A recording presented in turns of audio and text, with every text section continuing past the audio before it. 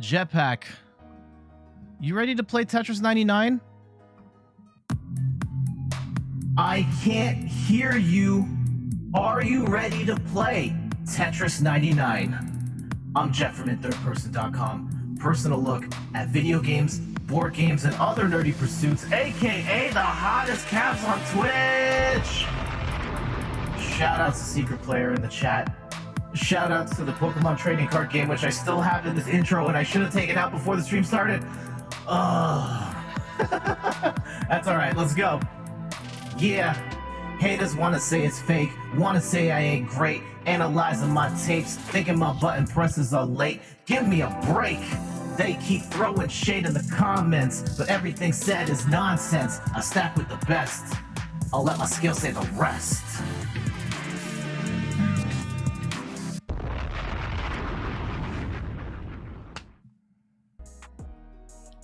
What's going on? It's Tetris time. Let me actually just flip my screen over back to Tetris.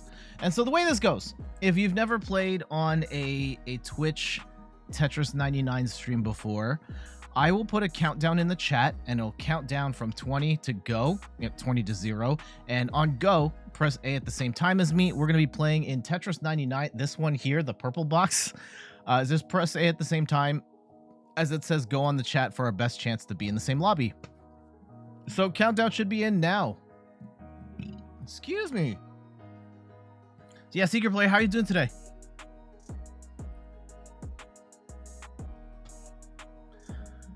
Oh, it was quite the day yesterday with the... Oh, I want to take like some time out. Okay, after this first game or so, we'll talk about this. I want to do it as a standalone segment because I have pictures to show, and yeah, we'll talk about it separately. But there was a massive storm that hit Ontario, and in my neck of the woods, we were not spared from that.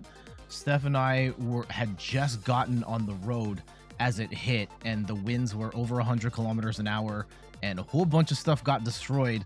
But we're okay. We're okay. Our family's okay. RIP to those who lost their lives in the insane storm. And yeah, I feel bad for everyone who had like the really insane damages, like trees fell over and all sorts of stuff.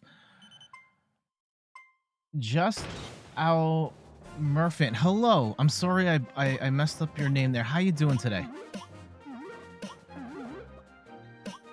You were just about to start learning a module on Azure for certification. Ah, best of luck on that. All that sort of like IT-ish sort of deals. Fake Ghost Pirate Robot on the stream also works in, well, he works in IT. It's pretty nuts. And yeah, kudos to him. He's also, let me know if the sound is okay. I have it a little higher than I normally do. I have come to the realization that while HyperX headphones are great for streams, they are not so great at getting the balance right for streams. And now I'm starting to think maybe I get a different set of headphones with a more neutral sound profile so I can better mix the stream. In particular, the EQ feels off, where I listen to the stream back on my headphones and it sounds muffled, and then I listen to it on the phone and it sounds fine. So it's just something for me to note. I don't necessarily need to spend any more money on the stream right now, but something I should note. Yes. The more you know.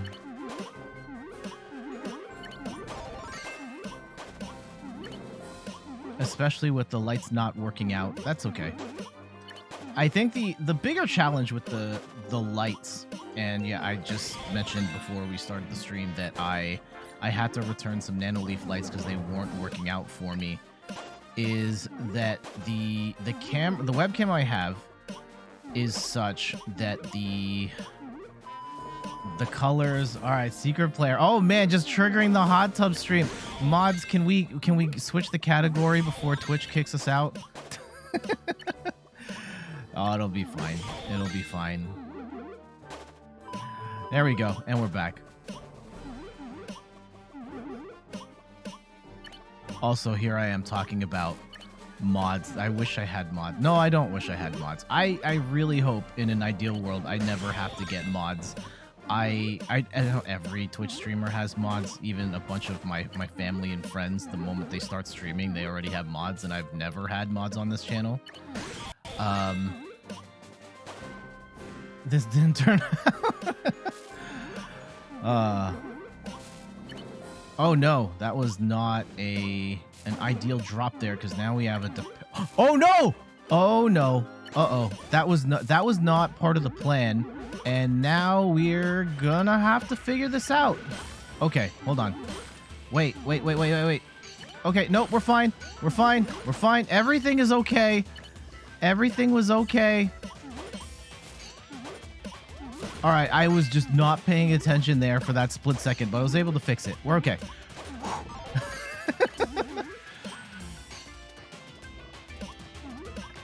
Yeah, I was paying attention to the chat there a little too much. What were we talking about? Oh gosh. We were talking about mods. Yeah.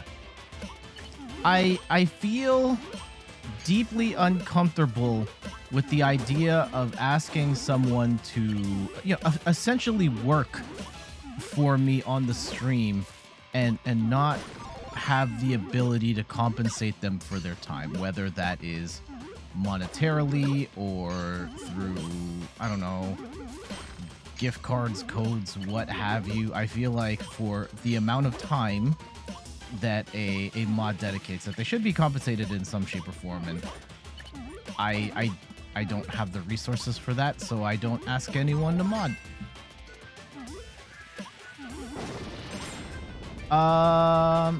Asking Twitch for affiliate. I don't actually ask for subs or bits on this channel. They're there. It is an option. I am grateful to. I always say thank you to those who provide subs and bits, but I have made it a point to not explicitly ask for money on this channel. I think there was the very first September where I was affiliate and I had like a promo banner up on the screen, but I have made it a point to not ask for money of any sort since. And again, I don't think there's anything wrong for streamers that do, but for myself, I just didn't feel like that was something I wanted to do on this channel. So the only time I ask for money is when we are fundraising for Extra Life, at which point I will ask you for a lot of money, but none of that goes to me. All of that goes towards a charity.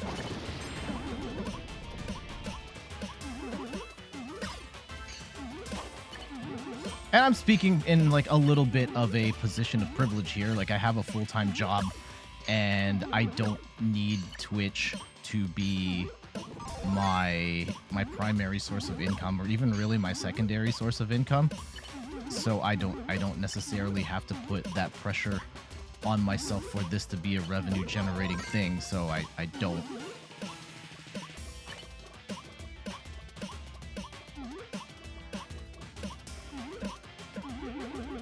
Okay, so we're like top 15. It is an interesting conversation to have about money and Twitch and how you broach that subject with your audience. And I've seen some very gross examples of how people ask for money that make me like profoundly uncomfortable. But you know, to each their own. I remember seeing one person had like a donation goal that was simply pay my bills, and it was $2,000 on the screen. And I thought it was very presumptuous. Like I was like profoundly uncomfortable with the idea of me being in that position saying like, hey, here's a $2,000 goal, help me pay my bills, especially when none of that, like the expenses presumably from the bills, have anything to do with the stream or making the stream better. All right, we're top 10.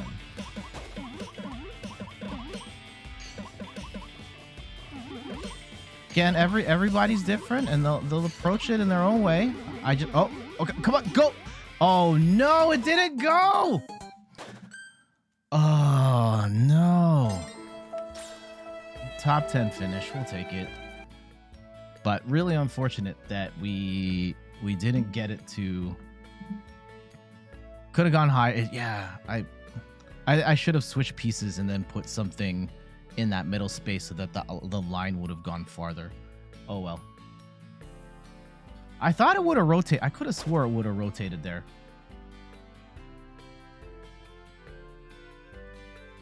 Anyway, we'll come back to. Yeah, I tried. We'll come back to the end game screen there in a sec.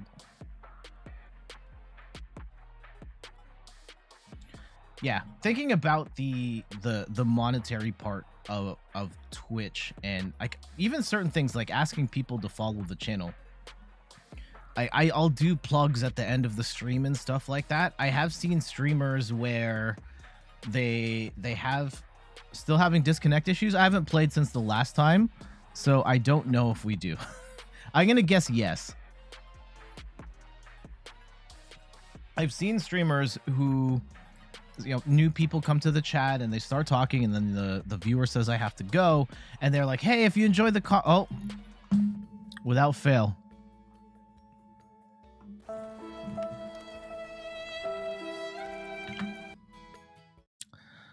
That's a great question, Secret Player. Who drew the Gyarados? I got it from an artist at Fan Expo, and unfortunately, I don't remember their name or have their card.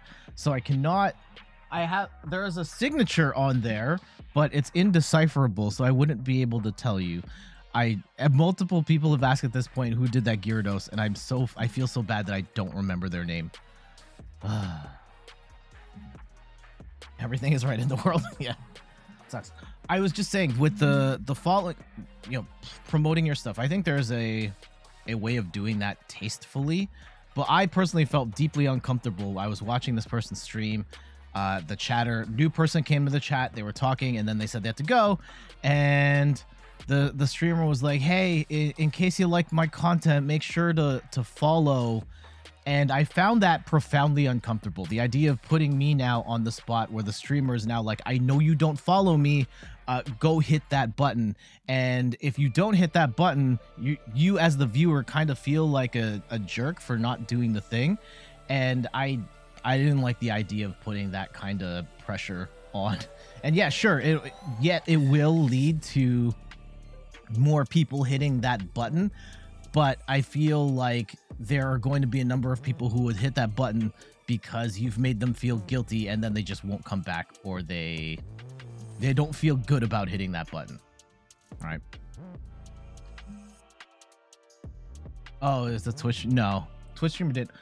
This was made by someone on Twitch. I can't remember their name. Steph got me this as a present like a year ago. It's a 3D printed version of in third person, and it is a person on Twitch who streams the 3D printing of these custom tags. It's pretty sweet. Actually, let me bring it up. It's been a while since I've shown this. So yeah, this is a 3D printed version of my Twitch tag, and I'll have to ask Steph who the name was of the person that did it, but I think this looks awesome.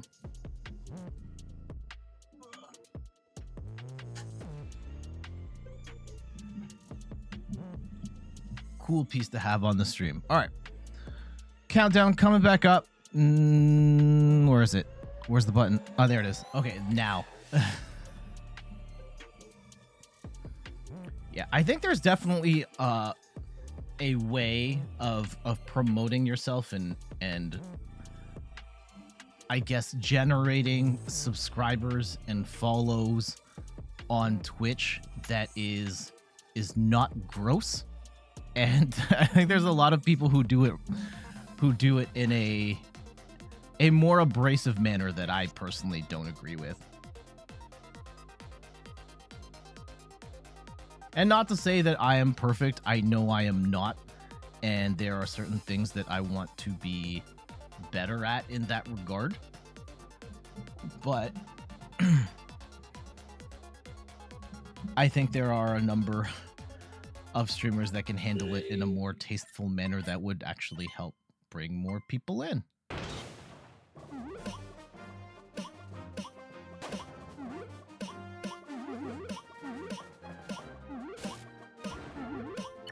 Okay.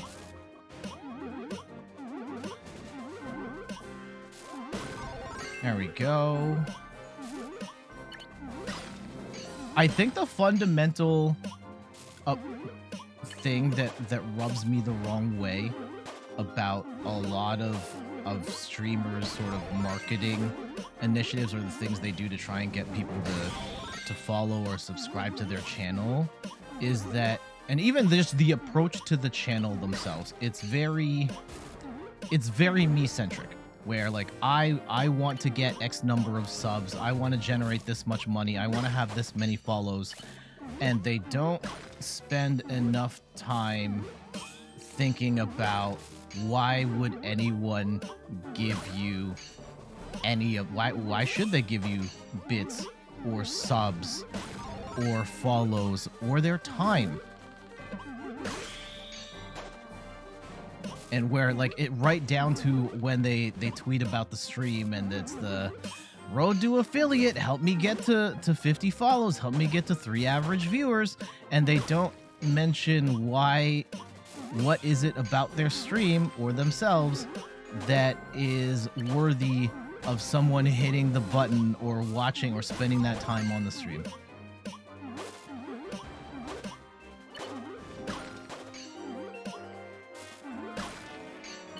And I do think that many streamers, myself included,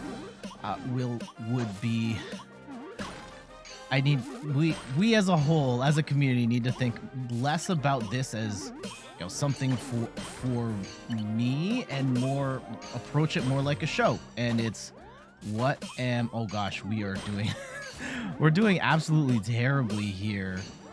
Think about it in sense of value. And in order to, oh gosh, wow, terrible run. Is there any, let me know if anyone, you're in here. Otherwise, I'll just jump into another lobby. But if anyone's here, then I'll stick around.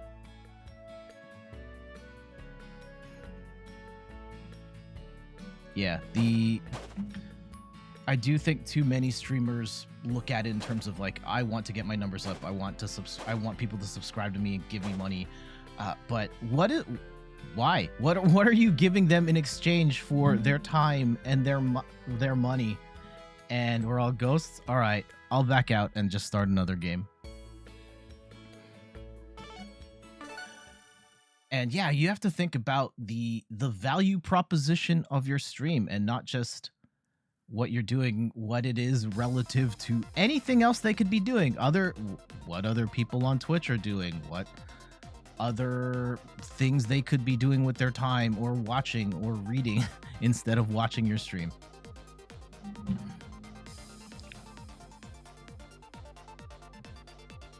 And it's more than just, I am good at Call of Duty. There are literally thousands of people who are good at Call of Duty streaming COD 24 hours a day, 7 days a week. What makes you different from all the other ones? And that is worthy of other people's time and attention. All right, back in.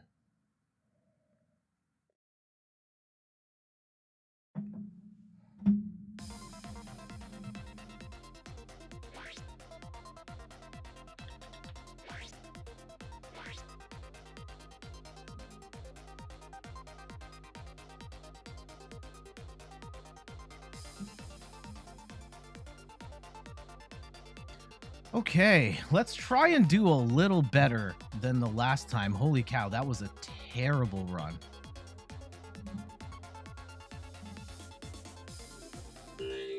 Okay. You're a variety streamer. Is that better than being a great COD streamer? Not necessarily.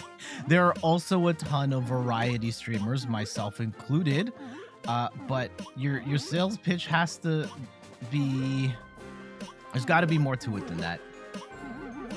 Are you know, what do you provide along the way on top of just playing a bunch of video games? I think, yeah, being a variety streamer is actually harder than being a dedicated Call of Duty streamer, because when it comes to summarizing a person's value proposition, if you are streaming only one game, people who are fans of that one game can rely on you to stream that one game. If you are a variety streamer, You no longer have that leg to stand on where people can say like, all right, I like watching Tetris, so I'm gonna tune into Jet's stream because I know this is where the Tetris is gonna be at. And as a variety streamer, it's a tough road because that you don't have that consistency or that built-in sort of sales pitch because you're not streaming the same games and not everyone's going to be interested in all of the games that you're interested in. So at that point, the primary selling point is you, because you are the common thread across all of the different games and activities you play. And I see it here. There are people. I'm not, I am not mad at or calling anybody out here, but I kind of have a mix where there are certain games that I will come back to all the time for that consistency, and there's certain games that I only play as part of, that I play sometimes. Right? Tetris is one of these games that I have consistently come back to every couple of weeks. And Pokemon is kind of now that game. Rogue Company and Overwatch were that game at one point. And there are those who only come to this stream when I am streaming specific games. And then there are others who enjoy me across everything, and they come to everything.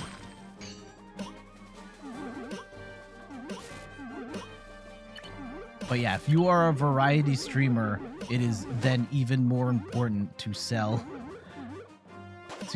viewers on who you are and what you bring to the table regardless of what game you are playing.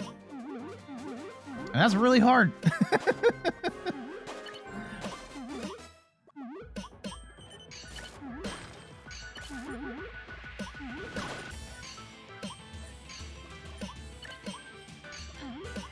Okay, so we got past top 50. We like that.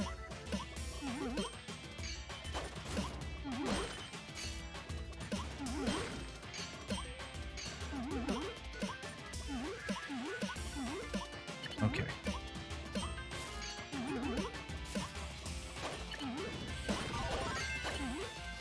Yeah, for me, it took me a long time to kind of figure out, and I'm still working on it all the time, of like, how do I make this better? How do I make this worth people's time and attention? How do I keep this fulfilling for me? That as well, and not so much in terms of like money, but like, am I still having fun playing these games, having these conversations? And holy cow, I jinxed this really bad. I was all like, oh yeah, we're gonna do a lot better this time, and now we are on the brink of extinction yet again. Okay, here we go. Clear all of this out, and I think we'll be all right. We're not out of the woods, but we'll continue chipping away at this, and hopefully we'll be able to breathe here. Okay. Woo.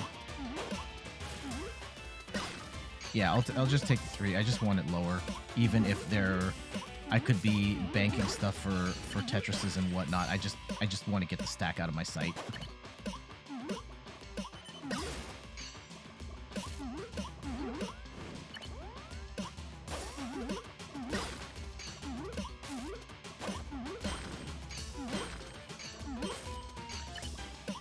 Okay.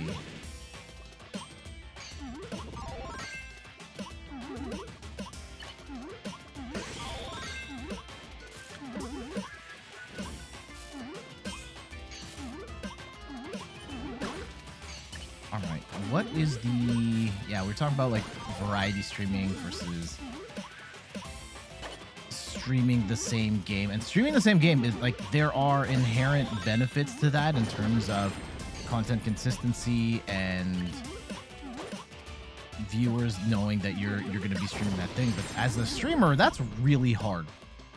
Really hard. And even for me, right? When part of the momentum of my channel was Tetris, and early on I discovered that Tetris brought in more viewers than anything else I was doing at the time, and so I decided to stream it regularly. It became a game that I streamed every Sunday, and you know, I love Tetris. I will always love Tetris, but this is not a game that at a certain point, I hit a wall where I didn't want to stream this every Sunday. And despite how successful in my eyes these streams were, I just got burned out playing this game every single Sunday, and I didn't want to do it. And sure, maybe I would be farther along as a streamer had I stuck with just streaming Tetris, or yeah,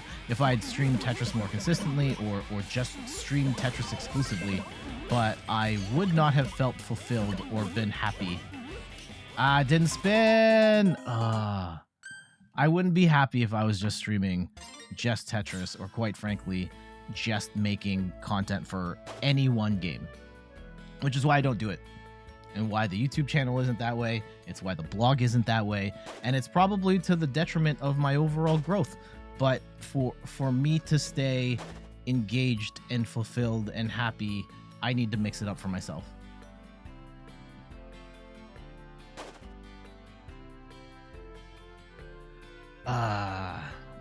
Hopefully we don't get disconnected here. Is the trick just the kind of move of the controller around? And hopefully we don't get dropped? Okay.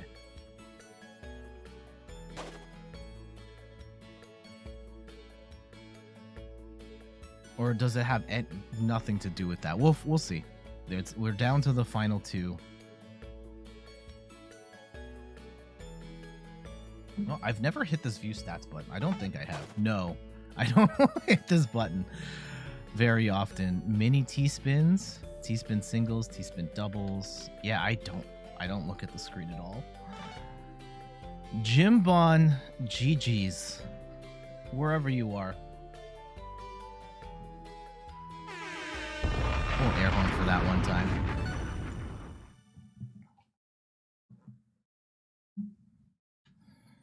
All right, how about we just hop back into, or do we want to talk? I think we'll talk about the storm thing a little later.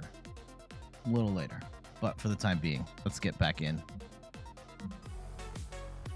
Oh, that beat came in like really hard on my headphones. I wasn't ready for that. How's everybody's weekend going otherwise? I secured the bag, so to speak. Oh, hold on.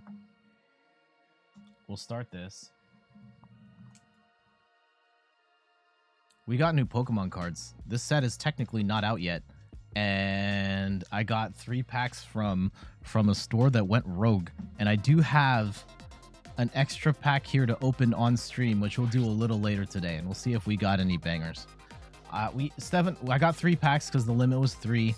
Steph's pack was okay, and I had an epic pack. I have the 2 big cards on display on the side here, and they are chef's kiss. Great start to the new set.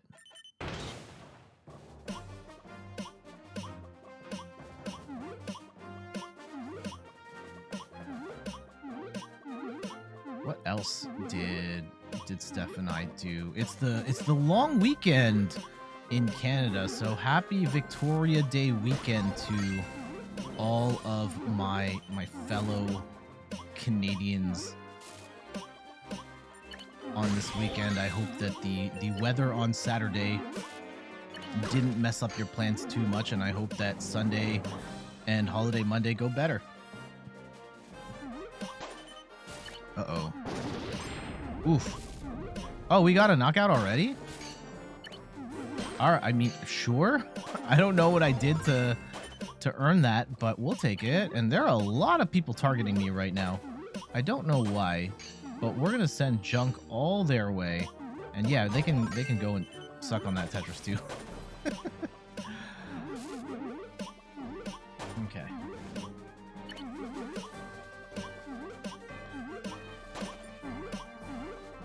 Yeah, it is weather-wise. Spring is here. It was very summery last weekend, and it's cooled off a little bit, but the weather has been okay. Yesterday was abysmal with the giant storm, but yeah, things are starting to heat up here, which is good news, partially because I love warm weather, and two, potentially less spread of the. I don't want to spread misinformation here, especially on a subject like this, but I believe that,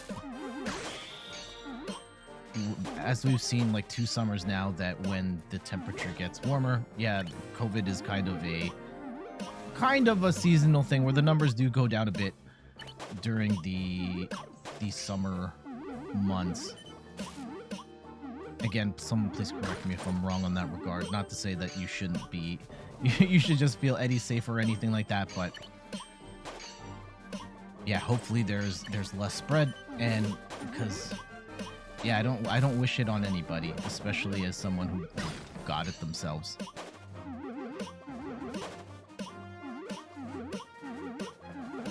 Okay, stack them up, and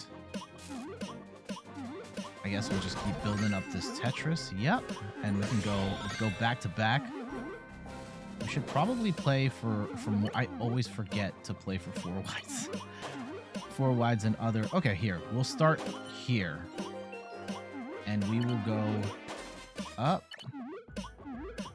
I think, yeah, my Tetris lizard brain always defaults to going with just go 9 wide and figure it out from there. Oh no! Oh yikes. Here, we'll fix that. We'll fix that. Okay. Yep. Ruh-roh. Alright. I think that's... I don't have a good spot for this piece. Well, we created a T-spin spot for later. Yeah, that's what I'm going to tell myself. Okay, yeah, that actually worked out.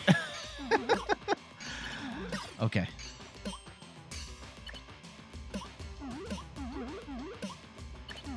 Yeah, anyone got any awesome plans for the summer? In a couple of weeks here, my family and I are going to Florida for a little bit, and we have to do more planning. We have luggage. We bought luggage, so that's good. Still have to pack it. I've got some outfits. I bought some clothes. I bought some more Florida-y clothes for the occasion. And that's gonna be nice. Uh-oh. Oh no. I'm not trying to set up any sort of like Godspin shenanigans here. I just played that very poorly. Exceptionally poorly. Okay. Let's just chip away at that top spot, and hopefully we'll be able to weather this storm. Yep. Cool. And just bring it down some more. Even if we're not getting the ideal number of lines each time, it's really just a matter of attrition here. Yep. Okay. Can we try for a 4 wide again? And it would be here where we start building up.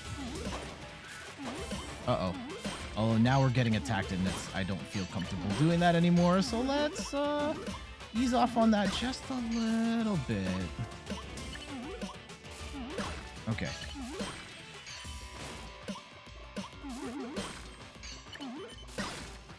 Cool.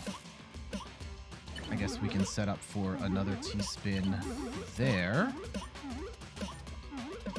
Yeah, there we go. Yeah, hit that double.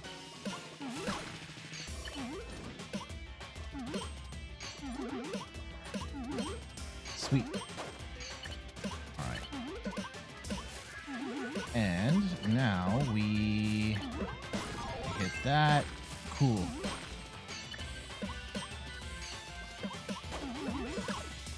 Cruising into top 10 here. I don't want to say too much, because every time I say we're looking all right, it ends up going sideways very quickly, and then we lose. So let's not do that. We'll just keep our eyes on the prize and keep stacking the best we can. Maybe we can go back to 4 lighting? Here, let's try to continue the 4. Oh, now we screwed this up. Double dependency. Top 10. I do find at a certain point, at a certain speed or a certain amount of pressure, you just go into lizard brain, and I just put the blocks wherever I think they should go, and I'm thinking just like, what is it at the moment? And that, I think that at a certain point you play Tetris enough where you don't really have to think about it, you just do it. And there are, when you see the super high level players that are just doing T-spins out of nowhere or what have you, that they've just played it enough and are comfortable enough with the situation that they can just do it without thinking. And I am not that comfortable. Okay, we are top 5, and unfortunately they have been raining on us pretty hard here, and I am profoundly uncomfortable with the amount of pressure we have gotten over these last few minutes. Uh-oh. Yeah, like right here is real bad. Uh-oh. Yeah. We might have been able to sneak our way out there. Oh, and GG's. If we'd hung on... Oh, number 1 is like not even close to dying. Oh, GG's. Is there anyone here? If you're in this list, let me know and I will shout you out. Karasawa, Kanata. Kanata or Katana? I should have read that properly.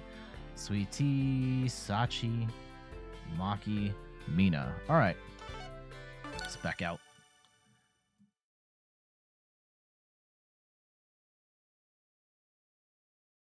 Got to the... Anyone here watch the new Space Jam? We'll take a quick sec here. Anyone watch the new Space Jam? Steph and I watched it last summer. Was it last summer? We watched it a couple months ago, and it's not great. It's not the worst movie. I think that there's definitely a portion of the audience that maybe overhyped the original Space Jam and undersold what the new Space Jam did. And I don't think the new Space Jam is good per se. I don't think it's the worst movie in the world. I think it is very squarely in the this movie is for kids category versus something. A lot of more animated movies these days or family movies kind of have more like adult jokes. And not to say that the new Space Jam doesn't, but much of the movie's appeal is squared solely on kids. And kind of in the same way, I don't think the original Space Jam is that great either. Maybe a controversial opinion here. I didn't like the original Space Jam that much either. Even at the time, as a kid who was in the prime audience for that movie, I thought it was eh. And so I think they're overall in quality about the same. Though Space Jam as a movie has become this weird pop culture icon in and of itself. In a way, I think it's gone well above and beyond the original expectations of the movie, where people still talk about Space Jam now, even though Looney Tunes aren't as relevant, and Michael Jordan's even kind of fallen. I mean, I guess his shoes are still super popular. He's still considered the greatest basketball player of all time, crying Jordan meme and all that. But I feel like there are many who view the original Space Jam with rose-tinted glasses. Maybe that's just me.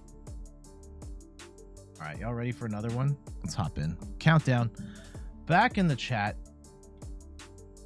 And on go, press A at the same time as me. Some other stuff happening in life. My father-in-law is coming by the house after the stream and is installing a microwave into our house. Like, you know, one of those microwaves that goes above the stove and it has the exhaust fan. One of those types of microwaves. When we bought this house years ago, it came with a microwave, but it died right after the temporary home insurance that the homeowner bought for the appliances. And we just didn't have a microwave for years. And a couple months ago, my father-in-law's neighbors were moving out of the country, and they're like, "Hey, we don't need this microwave anymore. Do you have any use for it?" And he was like, "Yeah, I'll take this. My daughter and her husband don't have a microwave, so he got it, and we installed it. And there's one sort of problem with it. With the way that the hinge on the microwave works, it is such that and where it's located, because it's right against the wall, the microwave we have installed now doesn't actually open all the way." So we kind of have to tilt our plates sideways to get them in. And yes, we've had food fall off trying to get it in there. So wasn't an ideal fit, but he's got another one that hopefully will do better at opening and closing. And hopefully we can just have more microwave stuff. It is weird. Like, I thought I've always had a microwave growing up, and I used the microwave a lot. And then not having a microwave for a couple of years, while it was annoying, we were able to live without it. It was I think the big one was when dinner time, and if I hadn't defrosted any meat up until that point, then we were kind of boned. But otherwise, I think we just missed popcorn, really. Everything else we could kind of make do with a toaster oven, even if it wasn't nearly as fast.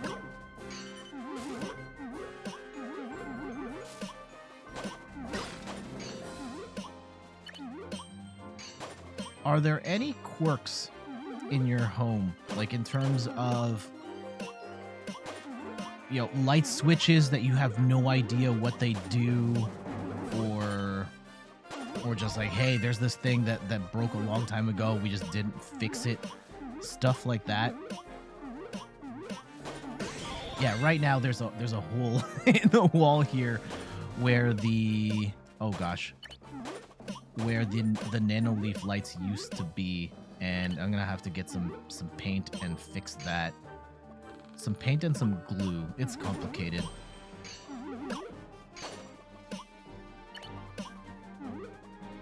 But yeah, I guess I'll have to put that on the list of stuff to take care of this summer, is to fix that hole, because it looks really bad. Okay.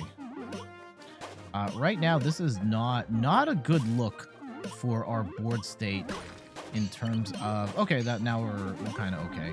Still got away from the whole 4-wide thing, but we'll make it work. We did get a KO there for whatever that's worth. All right, top 50. Oh gosh, that's my fault again. Sleep at the wheel. Oh, okay, a little bit of a tuck. Still left a gap there, so that's not ideal, but we'll take it for the time being. All right, we're good. Okay, can we go back to 4-widing? Or yeah, 4-widing here. So there, that'll be our line. And now we just build relative to this spot. And then when we have a bunch of lines to clear, it'll just be a okay. Let's go back to building, and then we can just knock it all out in one combo. Uh-oh. All right, well, we got away from that plan pretty quick, and now we're in a bit of a pickle. Okay. Let's remove this, and now we're okay.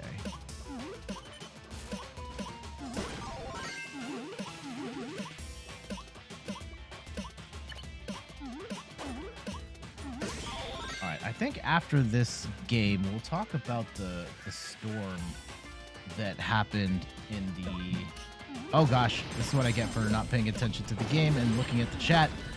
We'll talk about the storm that hit Ontario yesterday afternoon. It was nuts.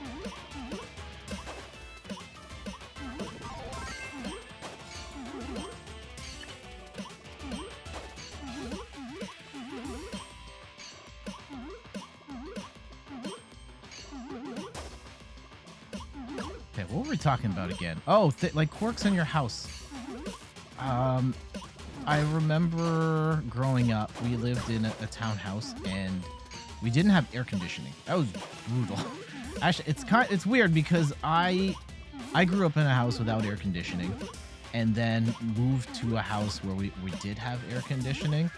And now just the thought of living in a house that doesn't have air conditioning makes me go like, no, I'm not doing it. Can't, no way, no how, impossible. But yeah, I think I'm just spoiled. But air conditioning's great. Oh, I've heard some people really don't like it, and certain parts of the world really don't like air conditioning. I've heard like, Europeans in particular talk about they just don't feel well in the fake cold that is an air-conditioned home. But I don't see how you live without it. And I know in certain parts, like say the UK, where the weather's always just kind of hovering in the 20s and it doesn't really get that hot most of the time. I don't know how y'all survive without the AC. Well, I think it's because, yeah, the weather doesn't get that extreme, but I know everyone thinks of Canada being cold. No,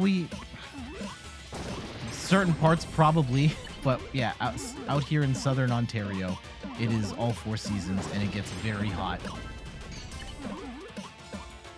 in the summertime. Okay.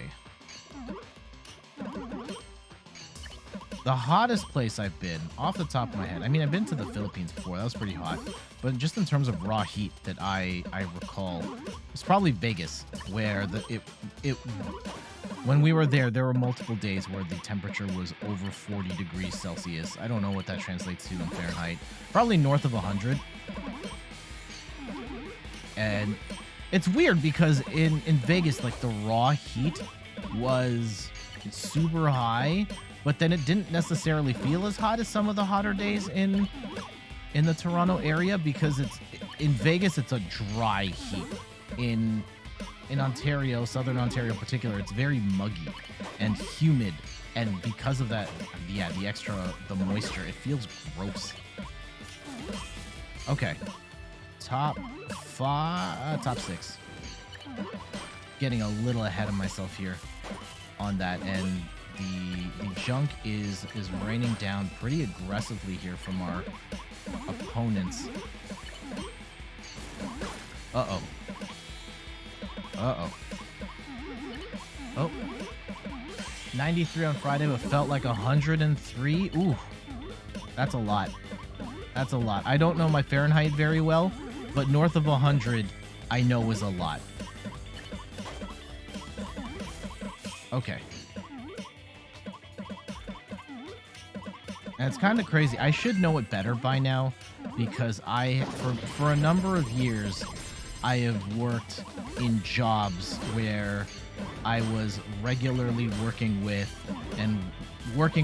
Americans, and it's always the small talk at the beginning of each call, and the weather always comes up, and everyone always starts talking in Fahrenheit, and I have no idea what that is. And second place, GG's. You were in Vegas one time and the temperature was 116 degrees. Holy cow. That's hot. That's crazy hot.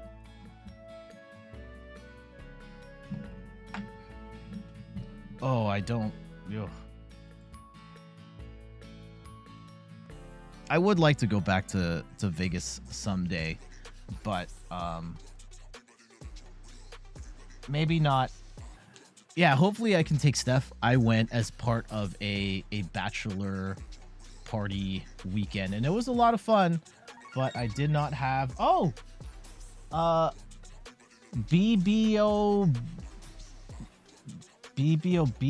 Bebop, thank you so much for the follow. Much appreciated. And HXE Talent, 114, majority of July. Holy cow. Let's look at the Celsius to Fahrenheit. Celsius to Fahrenheit.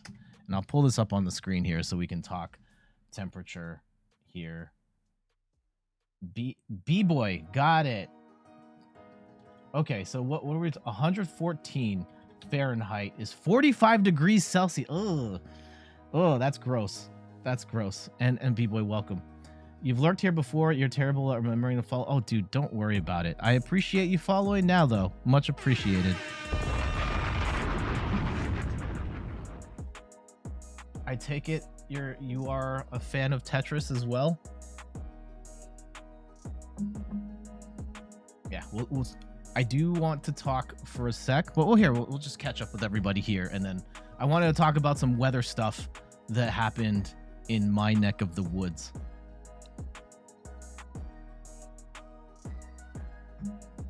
Yeah, I appreciate you hitting the follow button. That's cool. Where are we at? We're at 522. Sick. Also, I keep sipping at this, but there's no coffee in here. A secret sweat. Okay. All right. All right, let's talk about what happened in my neck of the woods. And I'm gonna preface this by saying I'm okay, my wife's okay, family's okay, and you do play Tetris terribly right now. Yes. Me too. Whew.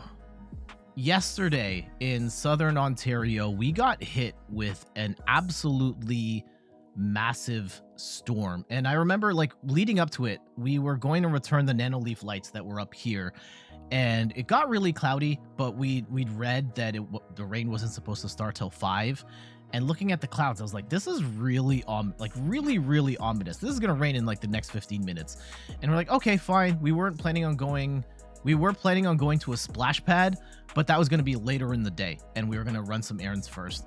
And we pull out of the driveway and just turn onto the road when all of a sudden I feel my phone buzzing, I hear Steph's phone ringing, and our radio cuts out, and it's just like emergency broadcast system, like, hey, massive storm coming in your area, take cover now. Like, wait, what? I've never seen this before. Like, everything cutting out to say like massive storm, and then the rain, just torrential downpour, the wind is blowing like crazy, and the car is shaking. And I'm like, you know what, we probably should just go. And so I pull back around and I have to go around the block, but we stopped at a parking lot and the rain was just nuts.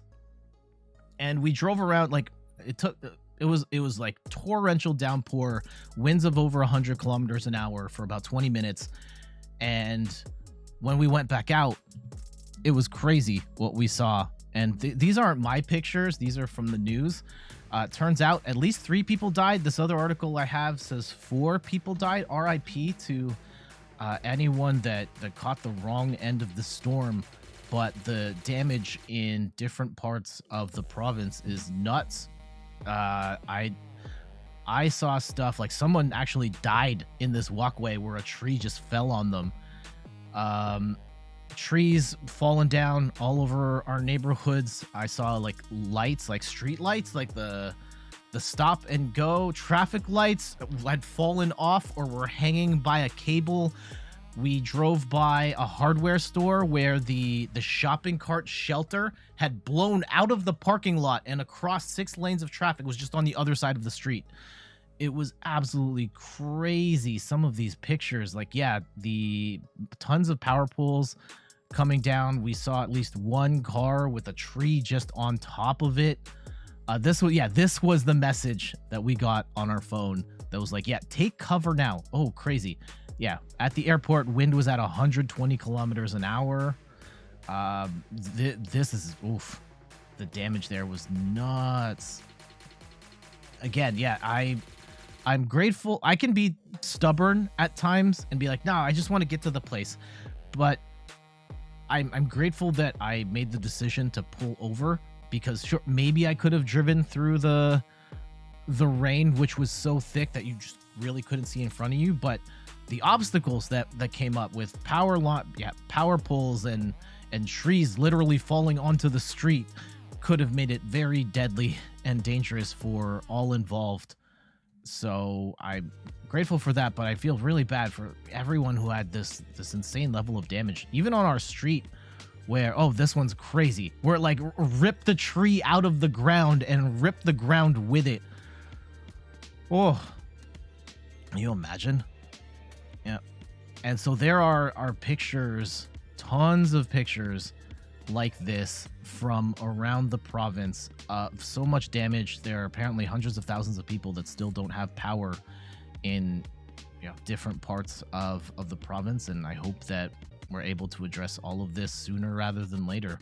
And again, condolences to those who lost their lives during this crazy storm. And it's definitely an experience that I won't forget. And I hope you weren't impacted too much for those watching. And if you were, let me know what your experience was like. So yeah, it was a pretty nutty day yesterday. Dude, actually, can I pull up? I'll pull up some pictures on. You're not going to be able to see them well because it's on my phone and I don't have it. Actually, do I have? Nah. We'll leave it at that. Let's go back to Tetris. I'm going to switch my input here so I can see the game again. Oh, I have to back out of the last game. Uh-oh. Am I gonna be back in the menu in time? Oh no, hold on. Wait. Cancel the countdown. Cancel the countdown. I'm still stuck in the obtaining data screen. We'll try this again. All right, countdown going now. Oh.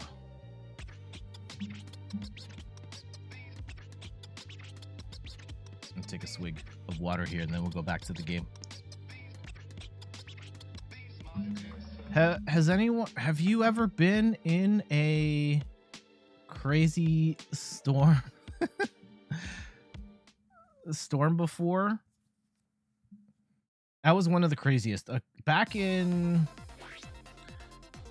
the beginning of the 2010s, there was a massive storm. We don't really get storms like that out here, but we had one massive rainstorm that caused a ton of flooding. It was a record amount of rain, like months worth of rain in one day, and stuff flooded everywhere.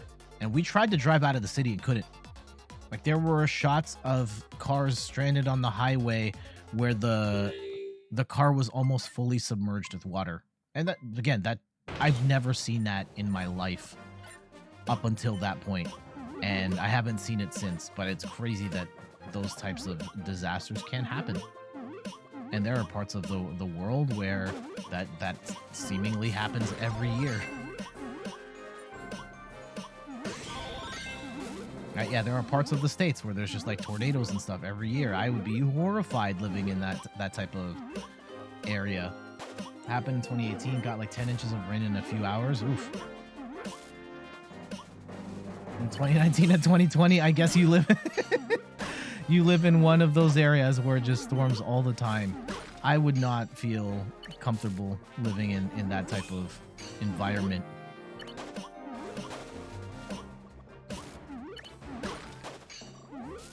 Yeah, the worst we get in southern Ontario is the snow. And we're not even nearly as bad as... You just go an hour north of where I am now, and the snow can be really, really bad. Here, it's just kind of bad at its worst. And I set up a T-spin here for no good reason, because I have just blocked everything off and have a horrid board state. Okay, let's just, I'll figure it out. This is going to be our new floor, and let's clean up from here. There we go. And I think 2020 when Hurricane Hannah came through. Oh, no.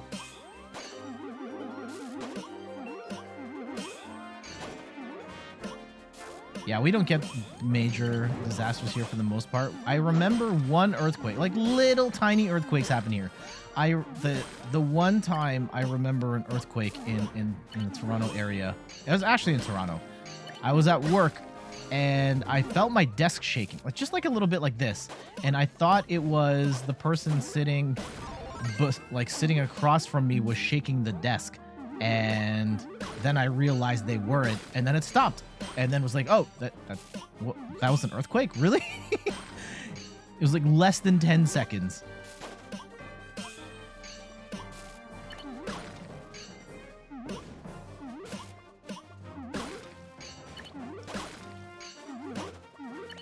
Yeah, natural disaster. It's kind of insane what happened.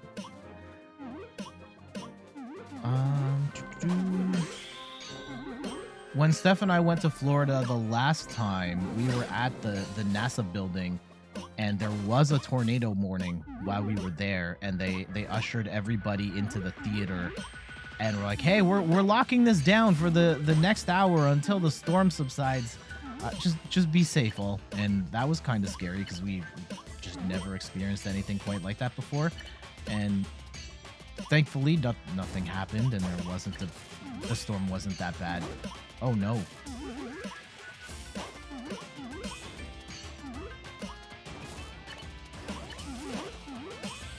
Uh-oh. Uh-oh. I need an eyepiece. I am like down bad for an eyepiece. There it is. Okay. Uh-oh. Uh-oh. I might have goofed this. Oh. Still might have goofed. I'm deeply uncomfortable with where things are at right now, but hopefully we can just work through it. Just keep clearing. Here. All right. Oh no! Oh no! That's a missed drop on my part, and that is probably a GG's. Like, I don't see how we recover from that, especially when, okay, maybe I made it worse there, but oh, hold on, wait. Okay. Oh, we got a knockout too. Okay. And still not out of the. Okay, we can chill out, everybody. It's fine. It's fine. We'll be okay.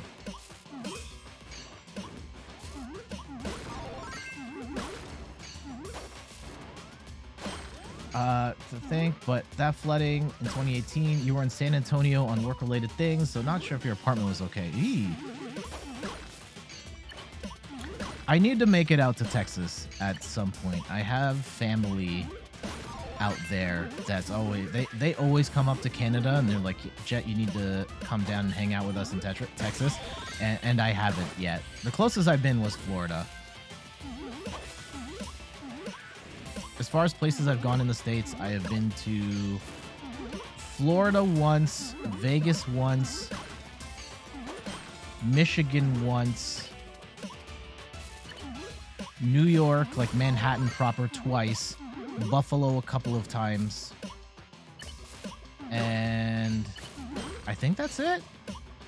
I've ridden a bus through Pennsylvania, but I slept through most of that. I just remember stopping at a truck stop in the middle of the night somewhere in the middle of Pennsylvania, and that's it.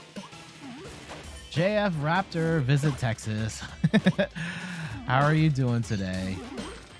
And did you get through the storm okay? You'll join Tetris in a bit? Okay, cool.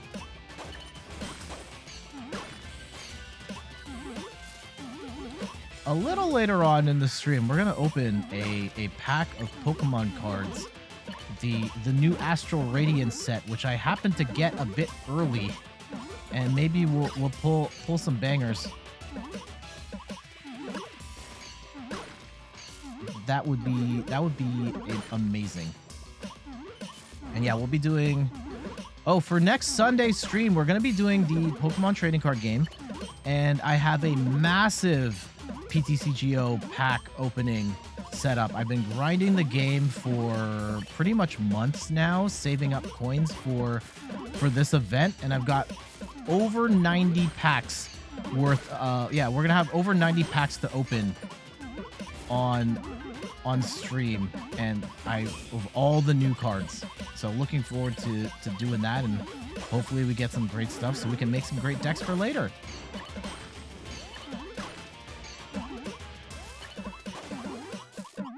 Okay.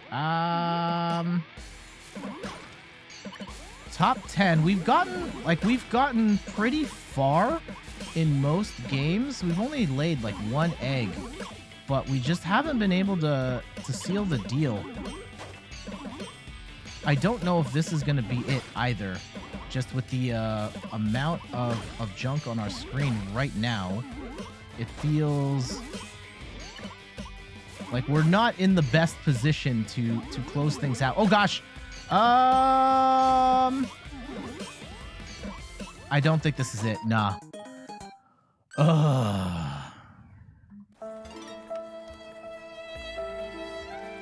Just waking up, was unaffected by the storm. However, your immediate family were still without power as of last night. Oh no, sorry to hear that. I hope that gets sorted out soon.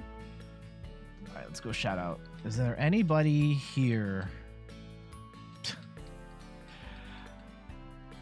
If you're in here, let me know. I will give you a shout out. Nori, Anna, and I'll just read random names in the meantime. Oh, Jetty, shout outs to Jetty. We stand. Oh no, not the dreaded communication error. Always the communication error. Well, whoever wins that, GG's. GG's, hate to see it. Okay, I'm going to step away for a quick sec. I'll be back. JF Raptor, you're running the show.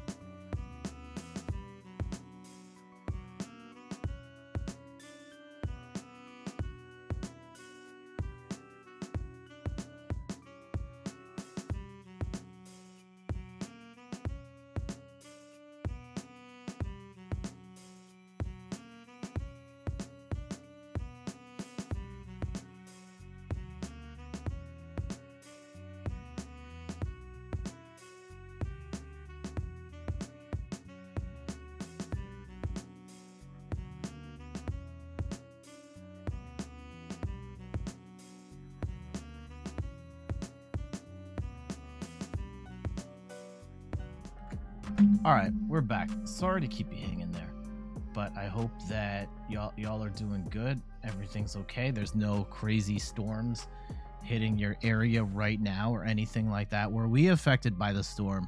We were driving. We had just left the house when the storm happened and immediately decided to turn back home. We were lucky that we weren't, but we saw trees fall over in our area.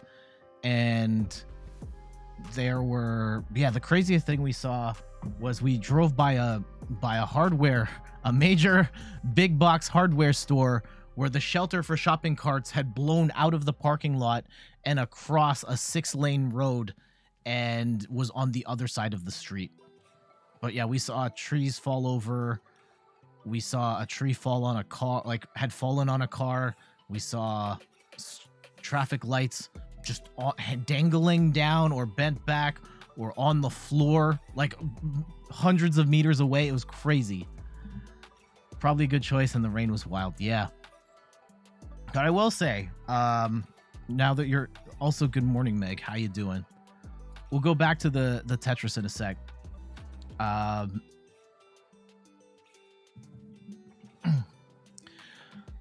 think now's a good time to do the thing. All right, let me get set up here, and I've got a quick segment, and then we'll go back to Tetris. I promise.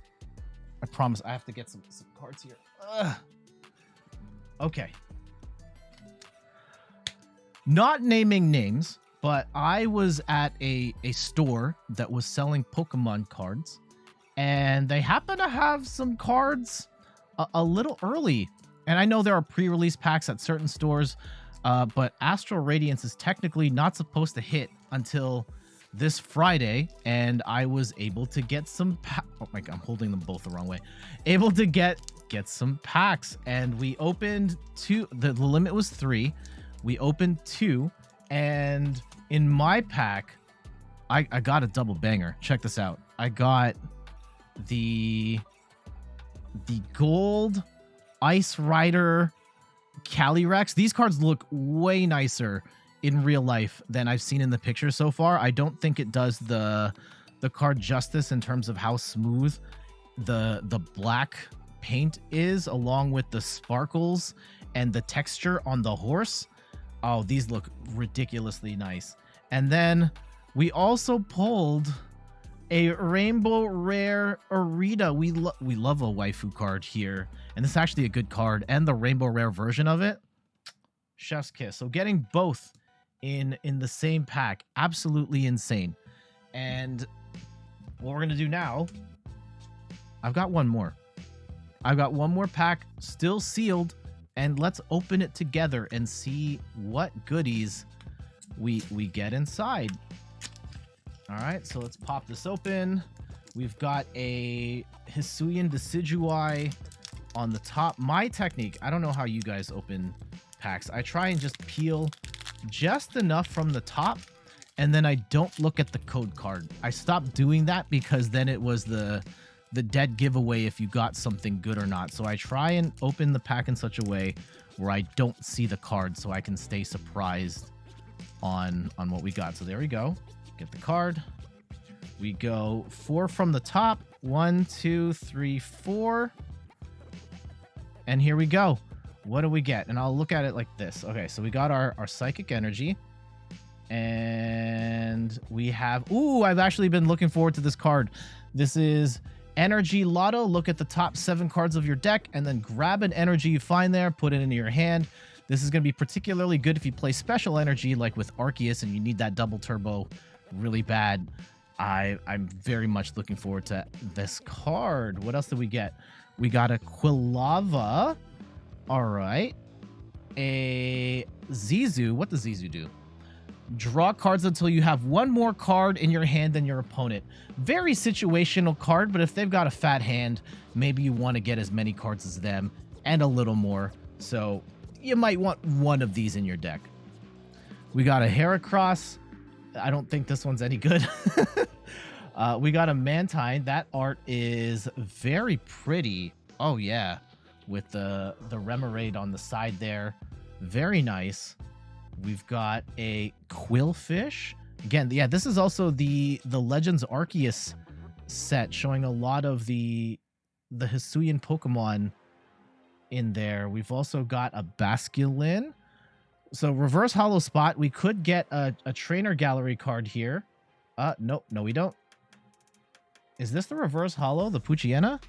No, this isn't it. Reverse hollow coming up next. What do we get?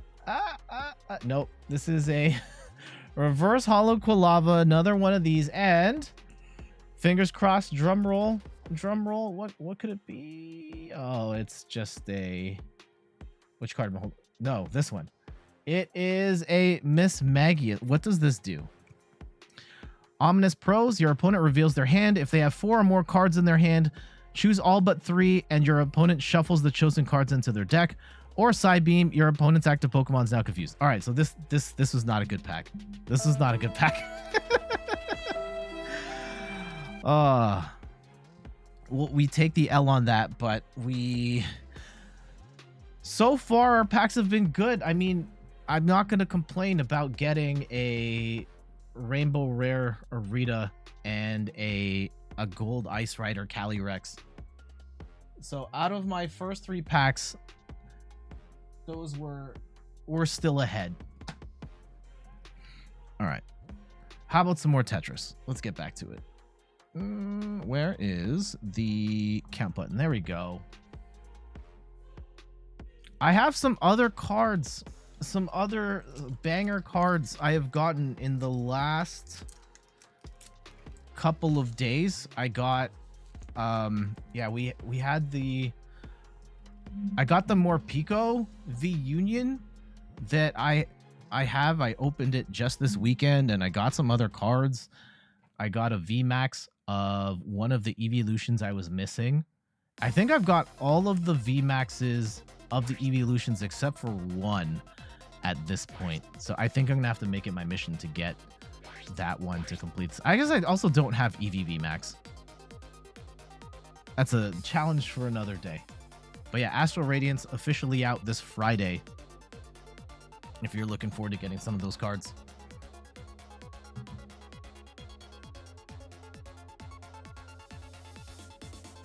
And JF Raptor says, it was stormy where I was, but only for 30 minutes. Went to sunny, then stormy, and then back to sunny. Yeah, after the storm, it was just back to a gorgeous sunny afternoon.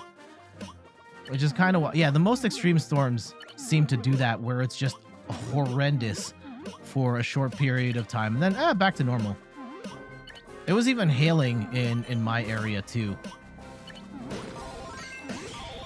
with how bad it had gotten.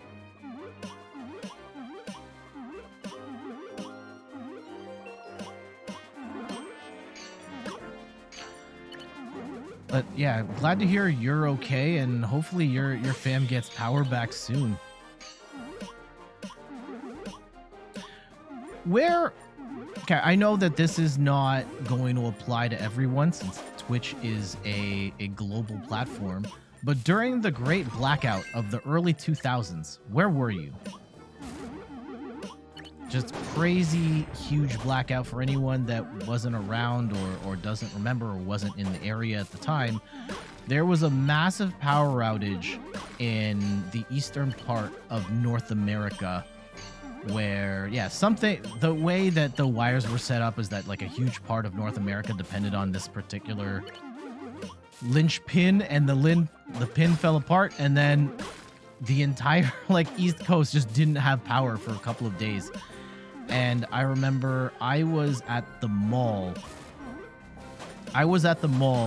when the power went out at the mall. I was already leaving. I had just bought the Tribe Called Quest Greatest Hits album and was on my way home to listen to that. And yeah, the power went out at the mall. I was like, oh, that's kind of weird. And then I went home, and then yeah, the power was out at the house, and I had turned on the radio, and it was, yeah, the biggest news of the time, just power out everywhere.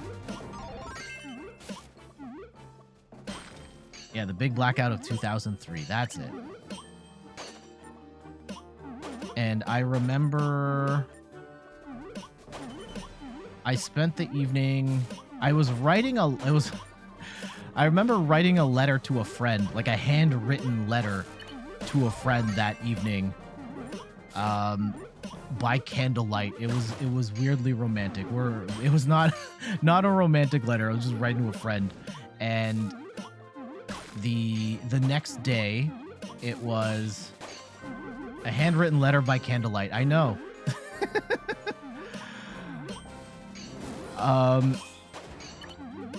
Then the following day, the power was still out, and I remember I went to take a nap in the backyard, and I was scheduled to work that day, but the store had been closed during the entire blackout. So I was like, I'm gonna go take a nap in the backyard, and then I get woken up by, I think it was Randy who woke me up. It was Randy or my mom, and they woke me up and said, Jet, the store's open, you're late for work. I'm like, wait, what? Yeah, as it turns out, while I was asleep, the power came back on, and they were opening the store, and I was not there. So I had to go and work. Very 1845. Yeah. Letters can be fun. it was, yeah, it's nice to have the thing and see it written by hand. And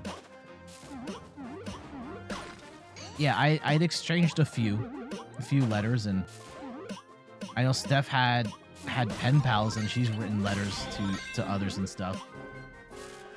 Like writing, you just never do it. I haven't done it in a long time. At this point, even sending Christmas cards to me is a struggle. I guess I do the Extra Life thank you notes, and those are all handwritten. That's a lot of writing across a whole bunch of people. I mean, it's not necessarily... So, okay, so I do write those, but it's nice to have the physical thing and the handwritten notes sometimes.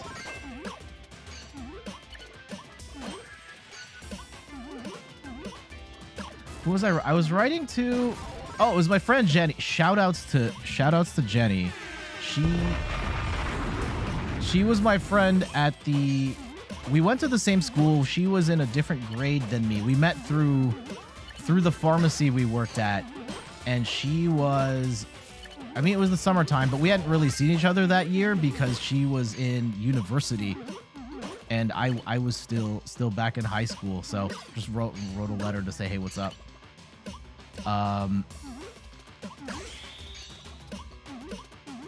Yeah, letter writing can be fun sometimes.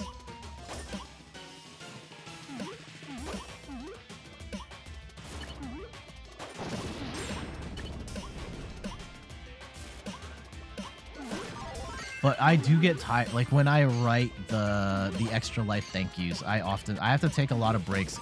My hand gets tired. I don't write by hand much at all anymore. And I have a notebook here for work, and I'll write maybe 1 or 2 bullet. Oh gosh, terrible Tetris right there. I'll write maybe 1 or 2 bullet points by hand per day, and that's it.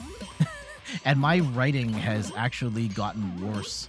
My penmanship is terrible and has gotten worse over time because I just write by hand less.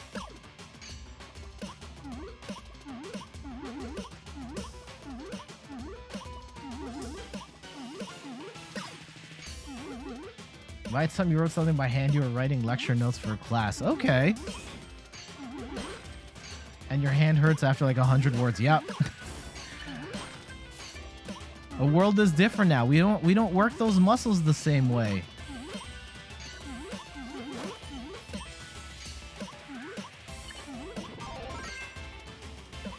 And it's weird because like yeah, the evolution of writing and people's skills. I don't even know, because you know, it went from writing to keyboards to texting. I bet there are a lot of families that don't have computers. They might still have a computer at the house, but at this point, kids growing up now probably spend most of their time writing on a smartphone, and that seems kind of weird to me.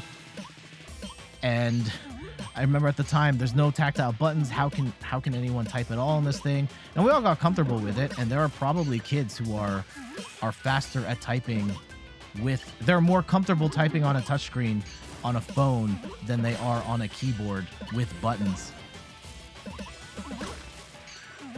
Just the evolution of communication. Oh no! Hold on, wait. I've screwed that up really bad.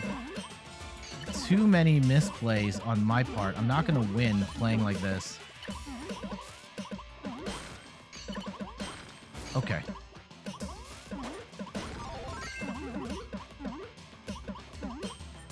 Okay. All right, we did largely clean that up. If we lose, it's not going to be because of the major goof there.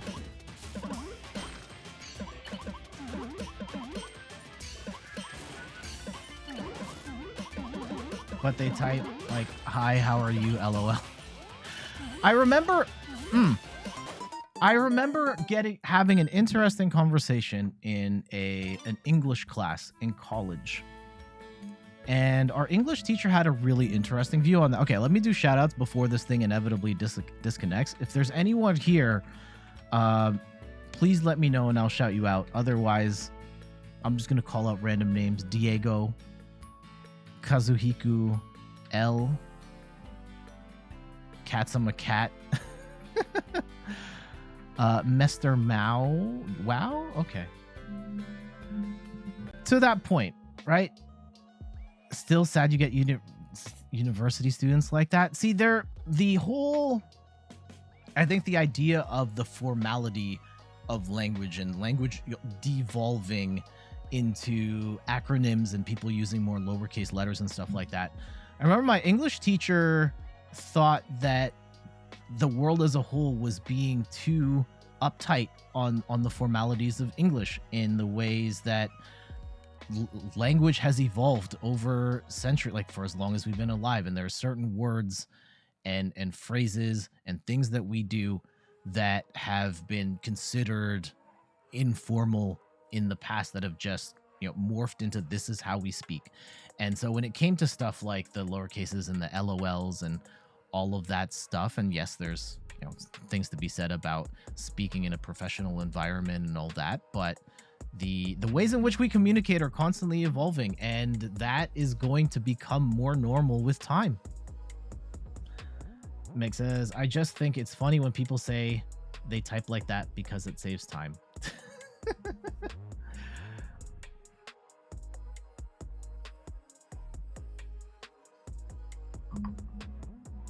To a certain extent, yeah. I like all the extra 8 seconds you save from typing RE. It's just faster and it's more convenient. And yeah, sometimes it's just the fact that you don't have to do anything after you type RU and you get the point across, and that's enough. And the language will continue to evolve, and we'll probably, as we will be old geezers and be like, oh, the kids these days, they're just like speaking in tongues at this point. And that's just going to be the evolution of language. And it happens all the time.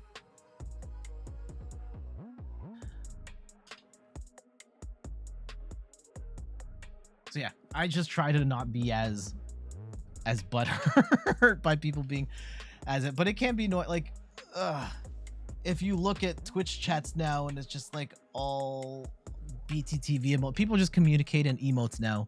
Even that's a thing, right? Where communication through emotes and like buttons and dislikes, and hit the heart button for something you love. Like Discord has the whole thing. You can just put like multiple reactions and stuff. That's just people just communicate in emojis now, and it works. Also, Tyson Lin, GG's.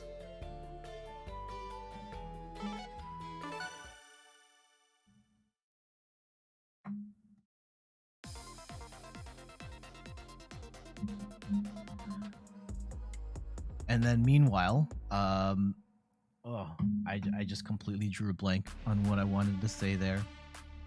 Or you go on Twitch and you're on stream, you watch someone, they don't communicate at all.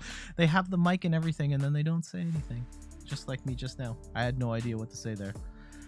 All right, we'll get the counter going again, and we'll hop back into some Tetris. 20 seconds-ish. Again, follow the chat bar and not me. And we'll hop back in.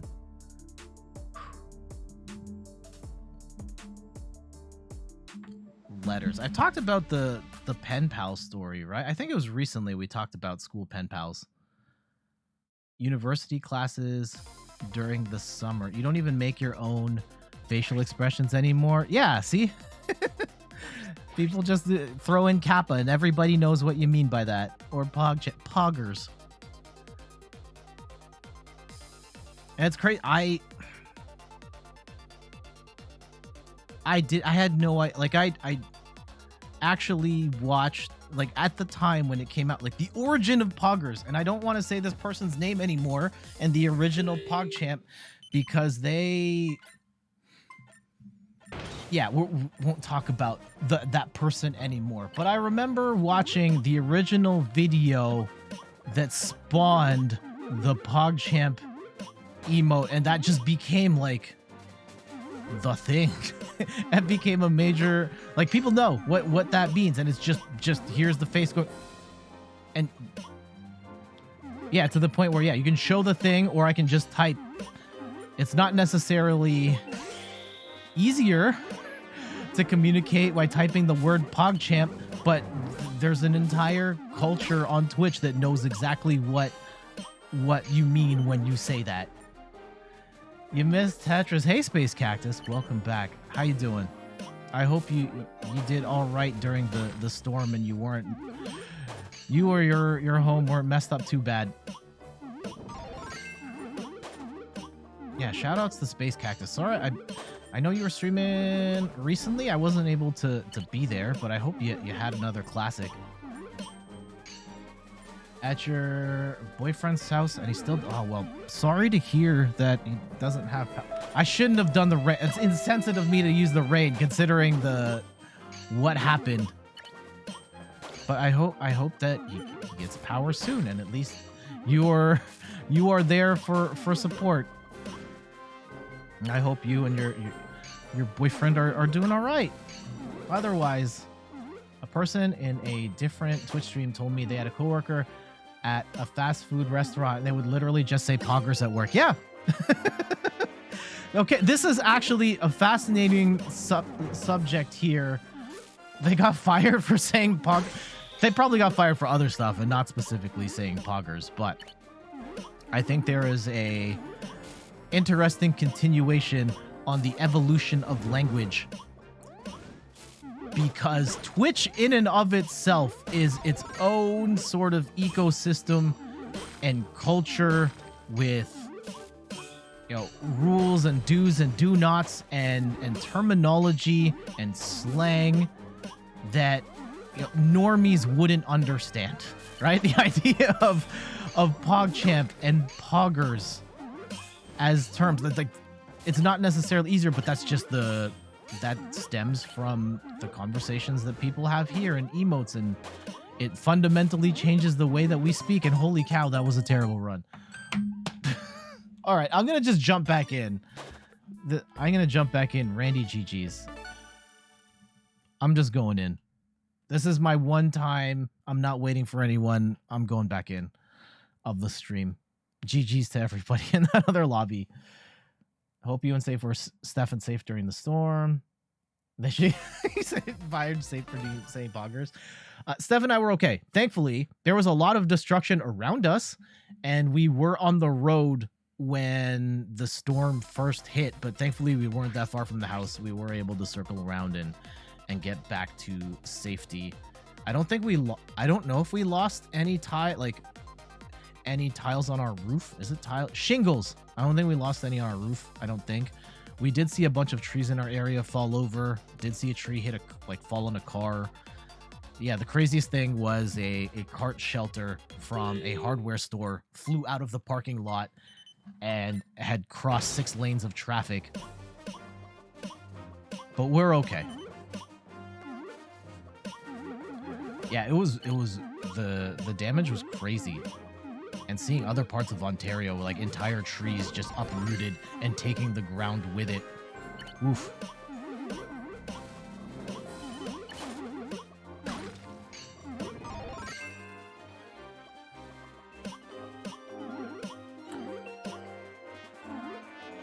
But yeah, Twitch in and of itself with the language and just the platform has changed the way people talk and communicate to each other. And it spills into real life, just poggers. Right? I talk about this from time to time.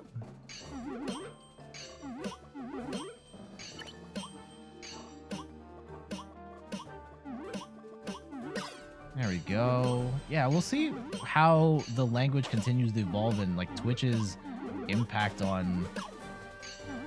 Yeah, language is part of it. I think there's definitely an impact on the world at large and just how people behave and comport themselves and all that stuff. How do we... No, we'll use the square for that.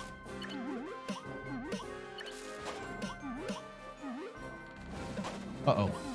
Oh, that was a Pro Controller thing where it jutted out to the side. I still need to figure out why my PS5 controller doesn't work anymore. I know that sounds like a stupid I have an adapter that's supposed to convert it, and it's currently not. Only for this game, though.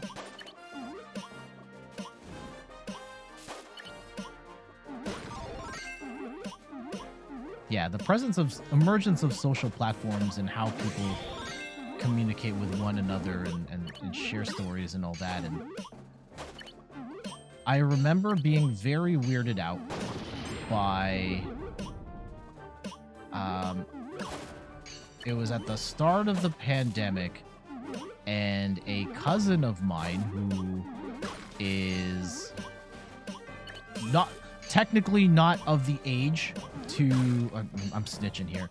A cousin of mine who was at the time not of age to be on Instagram was doing a live stream with one of their cousins who was also not of age to be on Instagram. And it was very weird watching them talk to one another, just like two 11-year-olds doing a live stream and chatting with each other on what 11-year-olds do. And I was like, oh, this is weird. The fact that that's even an option, and I'm grateful that I did not have that option at the time, because I would have said a whole bunch of dumb stuff in a public environment. Thankfully, they didn't do that.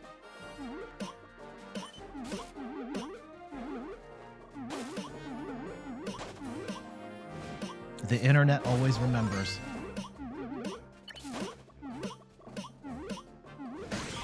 There we go. I can imagine with the way that the internet is now, right? The future, like there are people who will rise to prominence in the future that right now are just dumb kids saying the most awful stuff on the internet, and that will come back to bite them. Oh, what am I doing?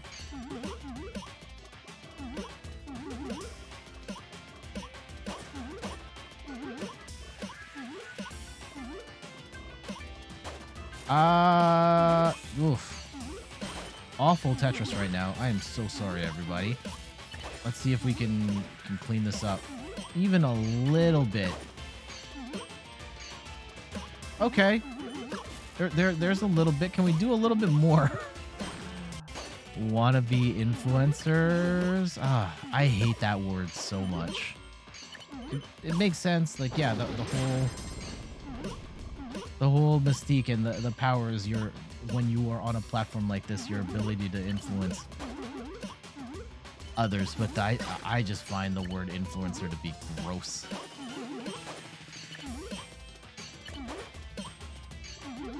Even if technically I myself am in this capacity an influencer too. Ugh. But yeah, the notion of now kids grow up wanting to be influencers is weird and gross. Or people using yeah, please give me free stuff. I can give you all the exposure to my millions of followers if you give me a free sandwich. And look,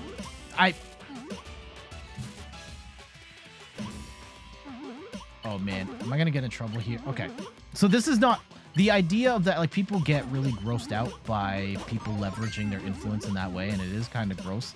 But it predates that. It predates that. I could share a story. I'm not gonna name the station. I'm not gonna name the announcer. Oh, I may have said too much there. So I'm not going to name the public figure. I remember I was working an event with this person, and they were a person of influence. And I remember I think it was like a mall event or something. It was like a food court, and they got to the front, and they said, "Hey, I'm so and so. What can I get for free?" I don't know if they actually got anything for free. I was like just cringing through my teeth when this person said that. But yeah, people leveraging their influence in kind of gross ways goes way before social media.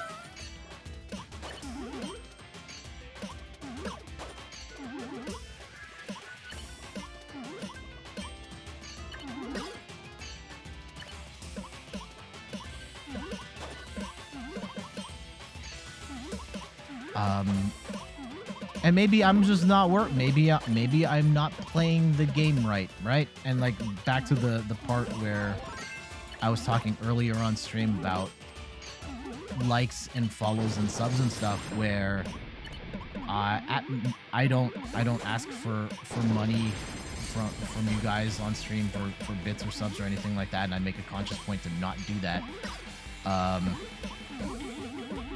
Yeah, maybe I'm the one not using my influence properly.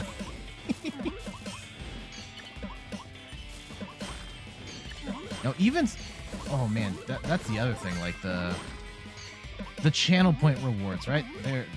There are sound effects and visuals that are triggered through channel points, and I know there are a lot of people that use I can't remember what it's called, the sound extension on Twitch, where you can pay with bits to trigger sound effects. And I don't have that, and mine are actually more elaborate than just the sound trigger, and they're for free. It's just channel points, and you know, maybe if I was better at see, that's the trick I was looking for last time. Anyway, top 5. Not saying I plan on charging for any of that stuff. I don't. But maybe it's me that's playing it wrong because I am too ashamed to leverage my my influence in that way. Yeah, sound alerts. That's the one. Again, nothing inherently wrong with using that plugin or wanting to be compensated by having, you know, making money for having viewers trigger sound effects on your stream. I personally won't do that.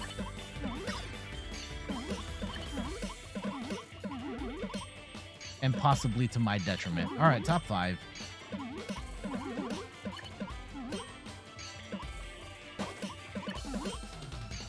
Top 3.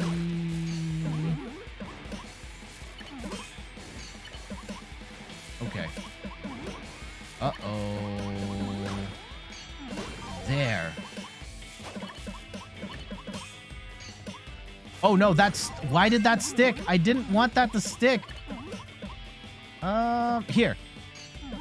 Okay, top 2. Are we finally going to get our first dub of the day? We've gone uh-oh. Hold on. Let's not talk about wins right now when this is looking kind of grim. No!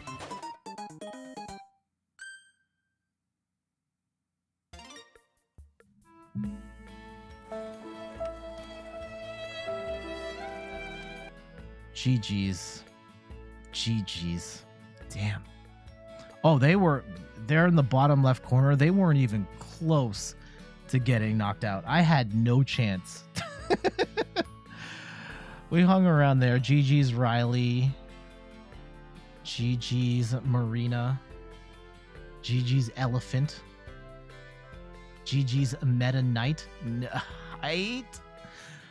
Do you think they intentionally spelt it that way? As a full-on attack. Yep. Rex. Benny. Wangri. Chilcott. Mango Temgo. Valeria. Yeah. Omega lol. Ugh.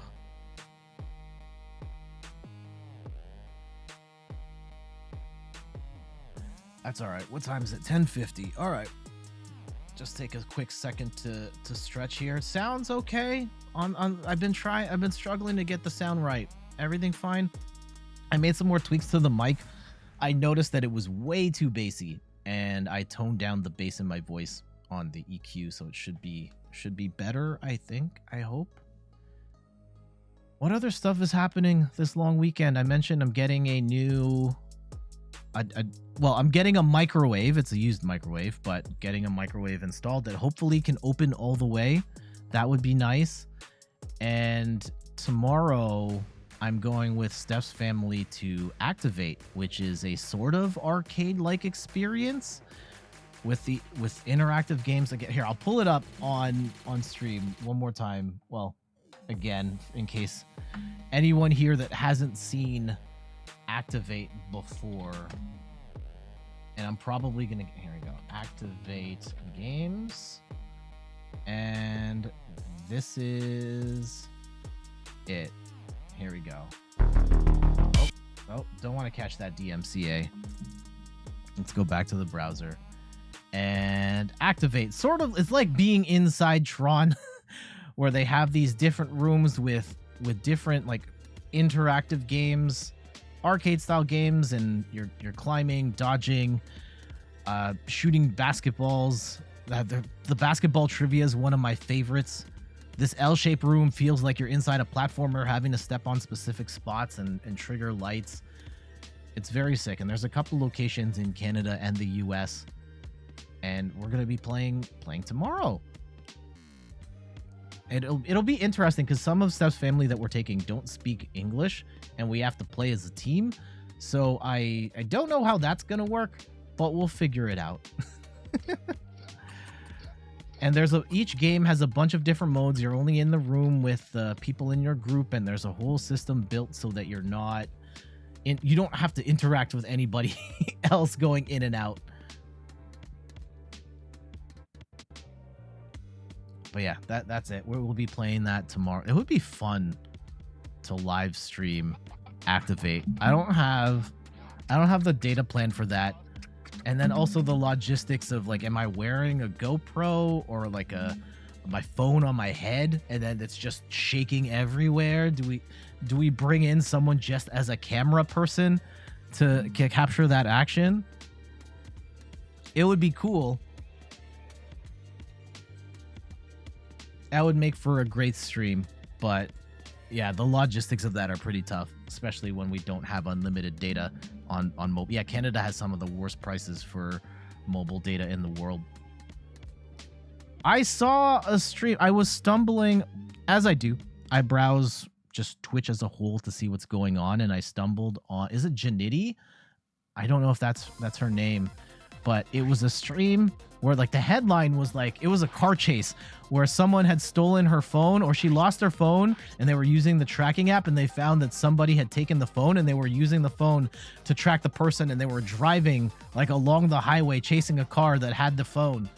I didn't stick around to see what happened, but that seems kind of crazy that people were live streaming them chasing someone else in a car. Possibly dangerous too. I don't think they were driving like recklessly, but the idea that they were following someone that had stolen their phone, and like what would have happened once you got there, right?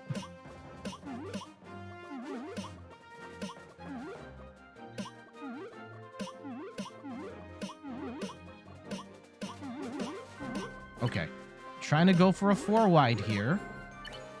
While it's still early, I may regret this. All right, let's start chipping this down.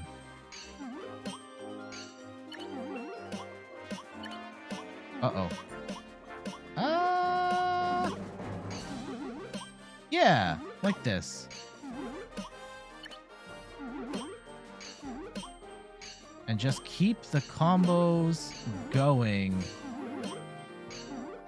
Look at that. All right.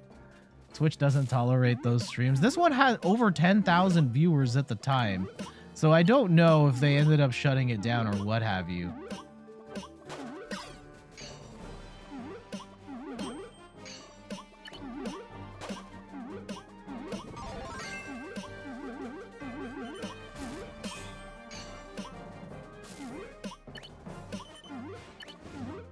Okay. Have you? Oh, okay. Here's something I've noticed, like the way people create content and influencer culture and all that. Like, we see it all the time, and Steph watches a lot of vloggers who are vlogging their lives and stuff like that. And I remember it happened last week. Yeah, a couple of weeks ago. Again, yeah.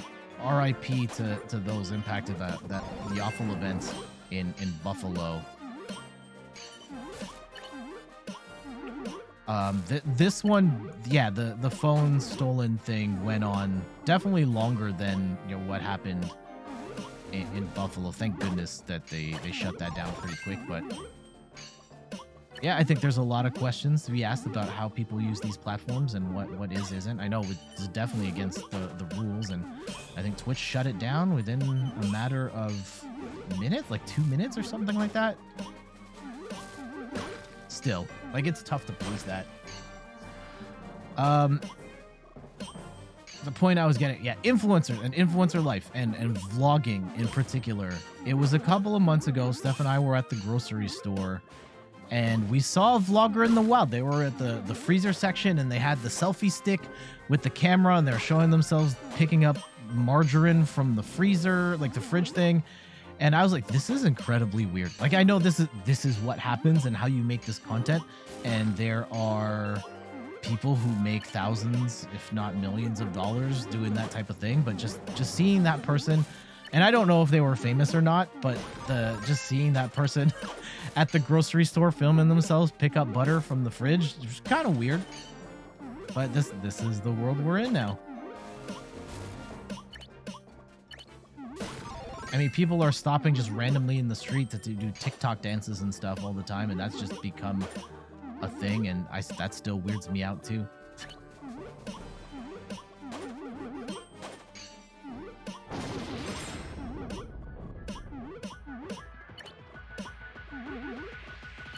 There we go. Where did... I don't like what I did there.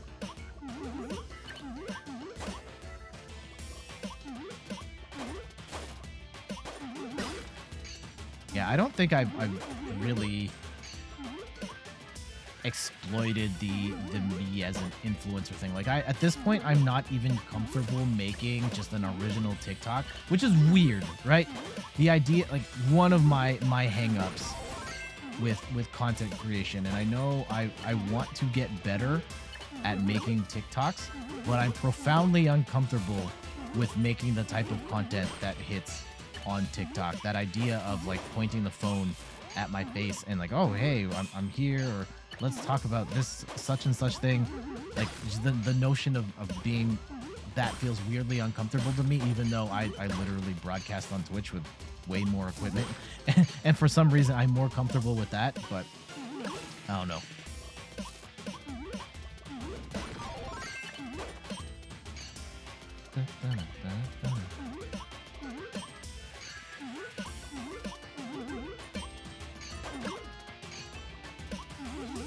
Uh-oh. Here we go.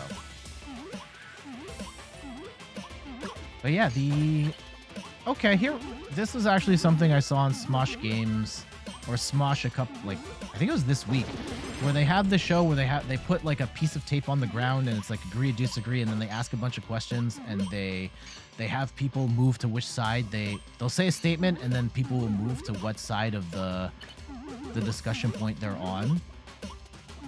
And I think the question was, social media has done more bad than good. Agree or disagree? What say you? Social media, good or bad? Like, has it done more good than bad?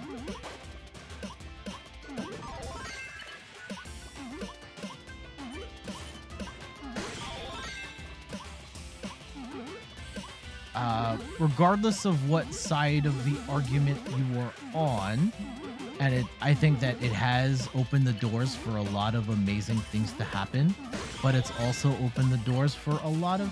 Social media sucks. I mean, Twitch technically counts as a form of social media too. But it is a tool, and I think that we, as humanity, I can't remember the quote, but it was like a fundamental flaw of humanity in and of itself, where we make things, like, the innovation is faster than us fully understanding the ramifications of the things that we make. Right? For example, yeah, social media, and how it was this tool where it allows us to communicate with one another in a more passive way, or connect with people from around the world that we otherwise wouldn't connect with. But then at the same time, it opens the door for bad actors spreading misinformation and saying and doing awful stuff for an audience on the internet. And you know, a lot of the bad stuff was not accounted for in the creation of these platforms, and we don't have answers to said questions on what that means and how to cope with that. I think, yeah, one of those was in the early days Napster, where music was distributed through record labels and physical mediums, and then all of a sudden Napster comes out of nowhere and just completely upends the entire music industry. And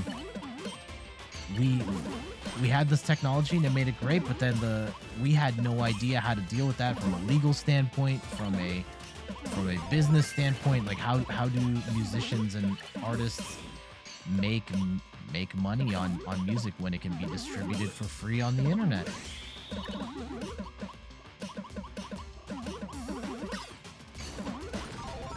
And stuff like that will continue to happen from now to the end of time, where we create these innovations that are really cool and then don't fully understand the consequences of our actions and the ramifications. Plastic, right? The advent of plastic, where it made for a whole bunch of cool products that we wouldn't have otherwise. And that was, but we did that. We made all that stuff before understanding the environmental ramifications of said products just filling up landfills and oceans. And now, yeah, it's awful.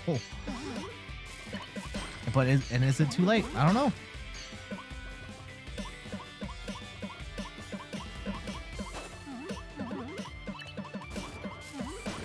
And yeah, secret player with is social media like done more bad than good? Depends. And I don't think there's a straight answer to that question, because there is a lot of good that's come from it and a lot of bad.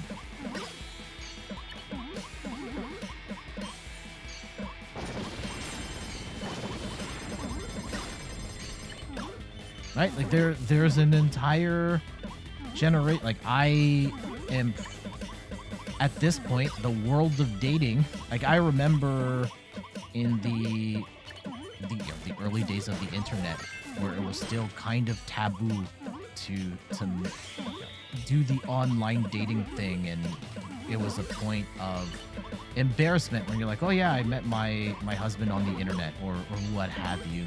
And now online dating is just the way most people meet each other now, and it's to the point where if I were in the dating pool now, I have no idea where I would meet people if I wasn't engaging in online platforms, because in my day-to-day life I don't run into people. I don't run into people where that it is accepted and open to that conversation of, hey, let's engage on that level.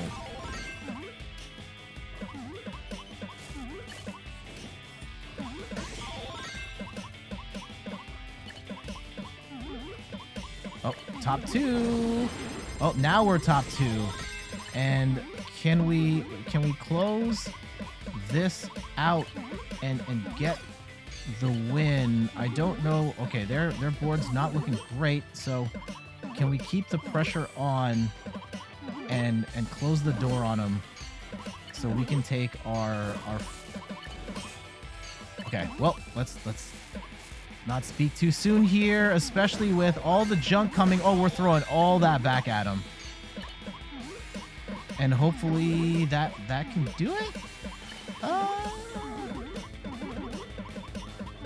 Okay, just keep stacking. Just keep stacking. I should have put that over there. That's okay.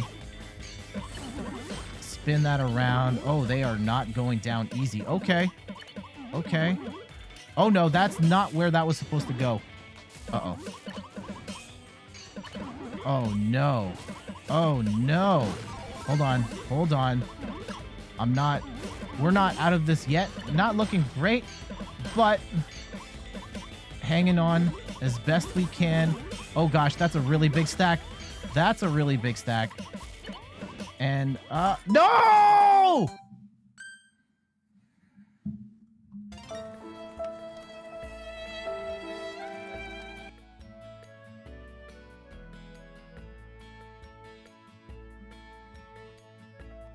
I tried. I tried. I tried my best. GG's.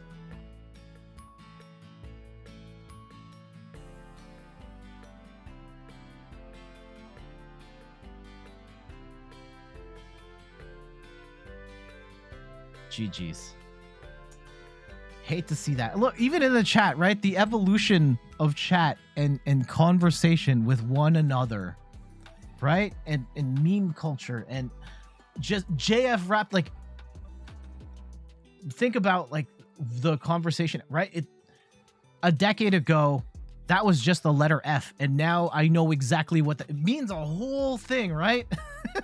And that wasn't intentional on the part of Call of Duty, where people understand, like, oh yeah, you type in the letter F, like, you know, pay respects, something dead, died, bad happened, and it's all communicated through one letter. That's all you need. And language is going to continue to evolve, whether we find it professional or otherwise. Hold on. Oh, that's... just tilt the monitor there a little bit. There you go. You have to learn some of the jargon. Oh, yeah. We all do. And there's still a lot of it that I don't know. And a lot of that comes from me not using better Twitch TV emotes, BTTV, and all the Pepega stuff and whatnot. I don't keep up with all of that. Anyhow. Hop back. Maybe we can get one. Maybe this next one is it. I think we've been hanging around near the top this entire stream. Just haven't been able to close the door. Ugh. Okay. 3, 2, 1. And let's go. Get in here again. Stretch it out. Maybe that's it. What was the last exercise you've done recently? Oh, we talked about it, right? I got my custom orthotics. My legs feel great. Being able to walk like a normal human being again has been awesome, and they don't feel as sore. So I really should get back to exercising. Maybe some Ring Fit. I do have a treadmill that I've never used. We bought it at the beginning of the pandemic, and I've never walked. It's just collecting dust right now. Really should do that.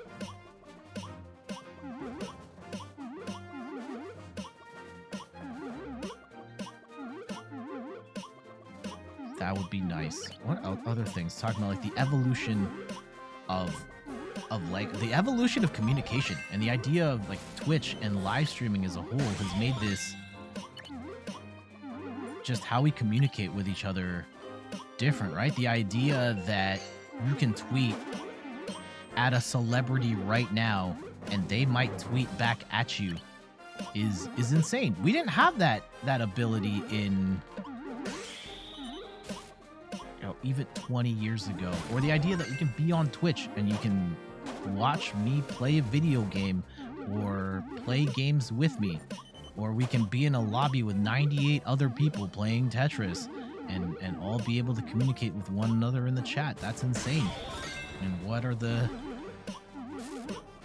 ways in which we communicate with one another change? Even across platforms, right?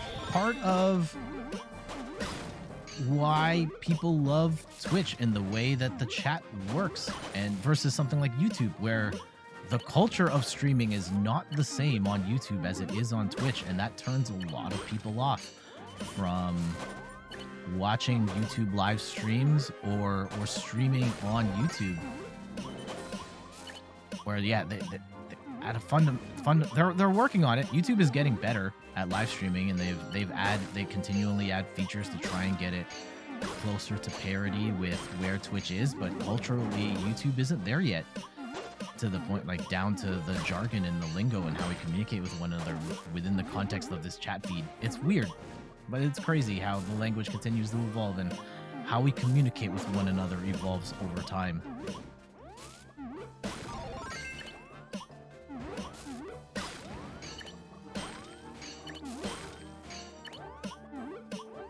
Okay.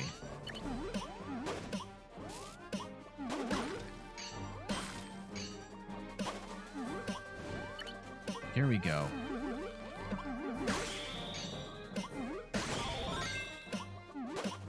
Yeah, the whole, like, Twitch as a platform and video games is like a broadcast medium. When I was growing up, we had in Canada the show Video and Arcade Top 10, and it was like a sort of very competitive game show where kids would be playing a video game for like 20 minutes, and whoever got the farthest or got the high score won.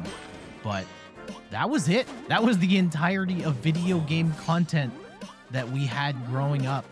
And to think now that there's an entire platform of millions of gamers playing, and you can just interact with that person in real time is wild.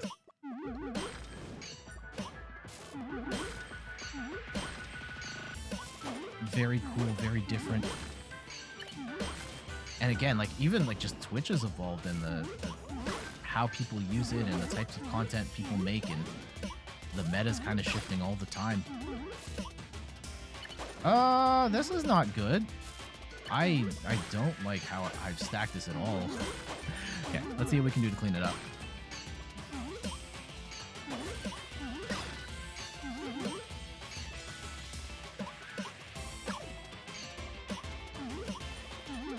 And it's changed to the point where there are people who grow up wanting to be a Twitch streamer when they grow up. What did you want to be when you grew up? What was your sort of dream job as a kid that you wanted to do? I had dreams of playing in the NBA. I had dreams of, when I was a little kid, my parents still mention this, that I wanted to be a taxi driver, and I wanted to work at a video rental store. Were some of my big dreams as a kid.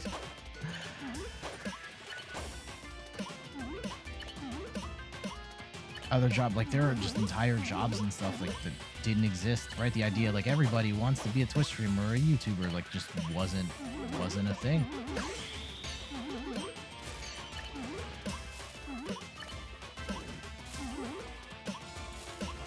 And even when YouTube first came out, like, I remember I had a YouTube account before Google bought them, and just the idea of like, oh, this is gonna be a future career for a whole bunch of people, like, that didn't even cross my mind. To me, it was just, here's a place I can upload videos for free, and that was it.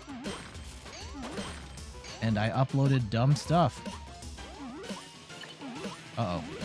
I probably shouldn't have put that block there, and that will come back to haunt us. Probably. Definitely. Okay. Executive decisions. Hopefully that's gonna be enough. Here. There. Okay. Take the 2 and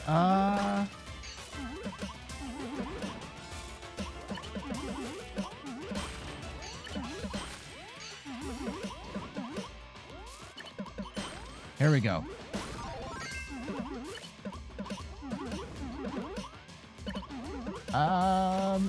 Yikes. This is still... I don't feel like I'm playing great here. I'm just hanging on. I'm hanging on for dear life. I see JF after you finish 22nd. Ah, GG's. Okay. We got it down. We got it down. This is still not great, but we have at least a little... Oh, gosh. Uh-oh. This is bad now. I know we left ourselves a little bit of a gap there. I just need to get that stack lower. Okay, we got a double banger here. Nice. Secret player, what goes down must come up. Yep. Almost top 10. Uh-oh. Yeah, so what did you want to be growing up? Or if you're... Okay. Or another... Let me rephrase this. If you could switch careers now, what would you want? What line of work would you want to try out instead?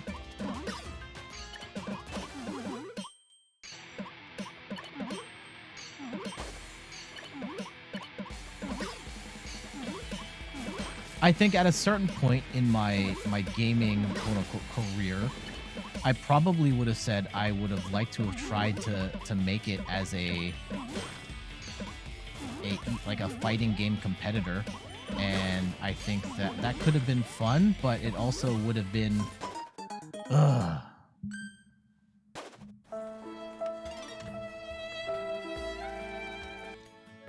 it would have been a hard road with very little payout. You've thought about taking the sports agent exam. That could be cool. That could be a really fun one. Something I think you would be great at. JF Raptor 22nd. GG's. Mishi Salty Fox. Rosie Strongest Yomo. If I were to change careers now, what would I want to do?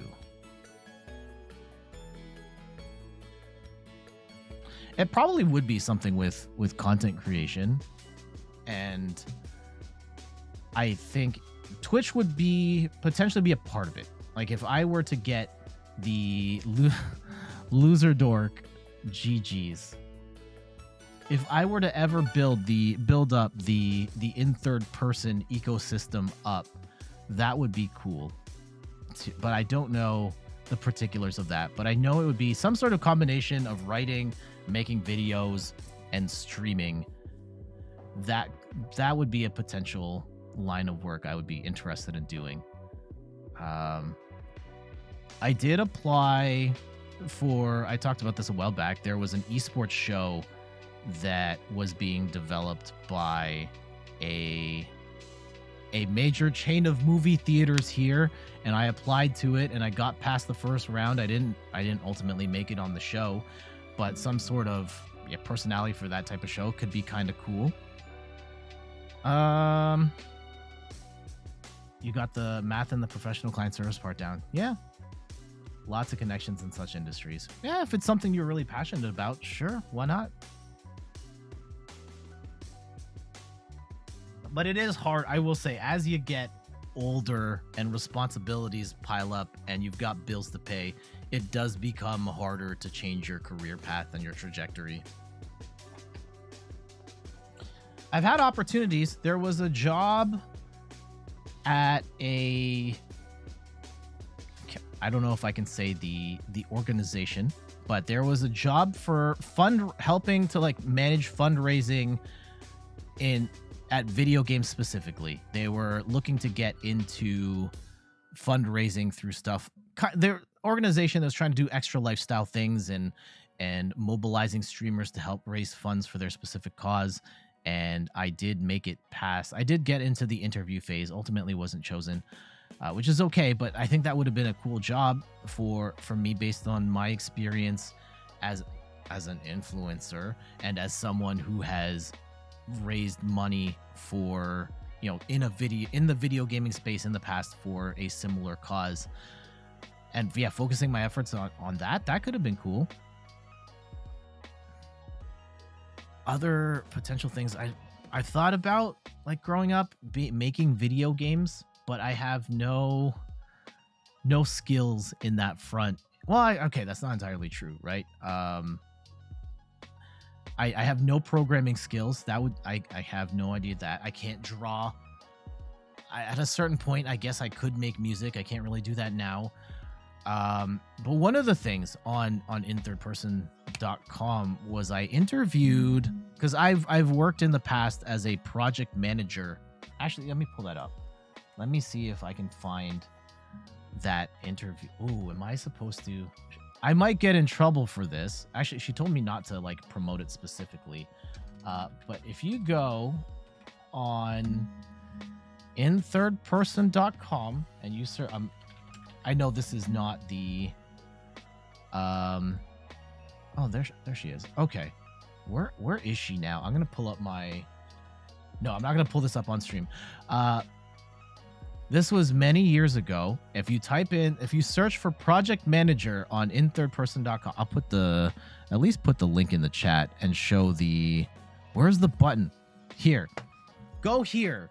right? And type it in the search, type in project manager. You will find an interview I did with someone who works in the video game industry as a project manager. And I can't remember how we connected, but in my past life, I have worked as a project manager on digital advertising projects in the past, and we ended up having an interview about, like, I wasn't trying to get a job or anything, but just talking about her life in project management in the gaming space and what that's like, and kind of exchanging stories on, you know, how working on video games is different from digital advertising campaigns. And that was really cool and really eye-opening. I think that if I were to try, well, I've been out of project management for a long time, so it would be kind of rough for me to go in there now, but there probably was a point in my career where I could have made that transition to being a project manager in the games industry. Do I regret not taking it? Not really. I think that in my time working as a project manager, I realized that there was other types of work in that field that I felt more fulfilled doing, and I still feel like I'm in a good spot now with the type of work I do in the world of user experience design. All right, back to it.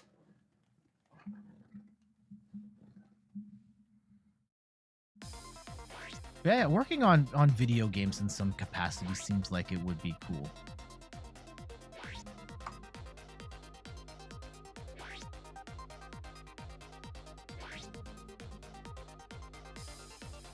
But for anyone interested in games and being a part of that, bringing a video game to life, there are a lot of jobs in the video game industry that don't necessarily involve you writing the code or drawing the assets. Lots of different jobs. You're interested in games? Oh, cool. Well, Sim, welcome back. What part of making a video game are you most interested in being a part of? Right? Game companies have HR, they have accountants, they have people in their marketing departments, they have people who work in social media, managing the social media accounts, community managers, like all of that type of. There are so many functions in the world of games that one can be a part of that doesn't require you to make the games. You like writing code and mathematics. All right, cool. I hope someday you're able to live the dream and make that happen.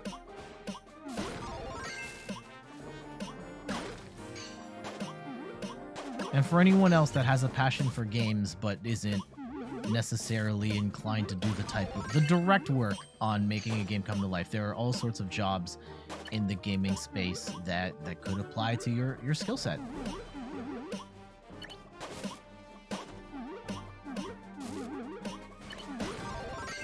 At this point, you know, it's not necessarily too late for me to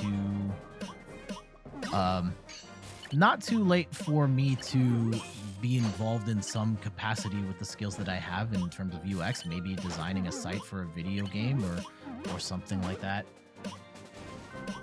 You think video game industry can benefit from almost... Okay, hold on. Give me a sec. Let me put these next few pieces down. I'm trying to set up a T-spin. It might not have been worth it, but we're going for it. Okay. Let's see.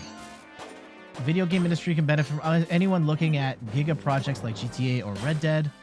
You can even be a fashion artist and become relevant for the game. Yeah. Even cosplayers are oftentimes hired by video game companies looking to help design the outfits for characters. Hey, Gali, welcome back. How you doing, homie?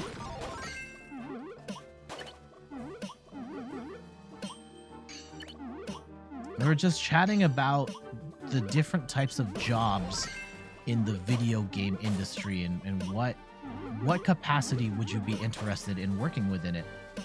Whether that's actually designing the games or working in the marketing department or community management, all sorts of stuff.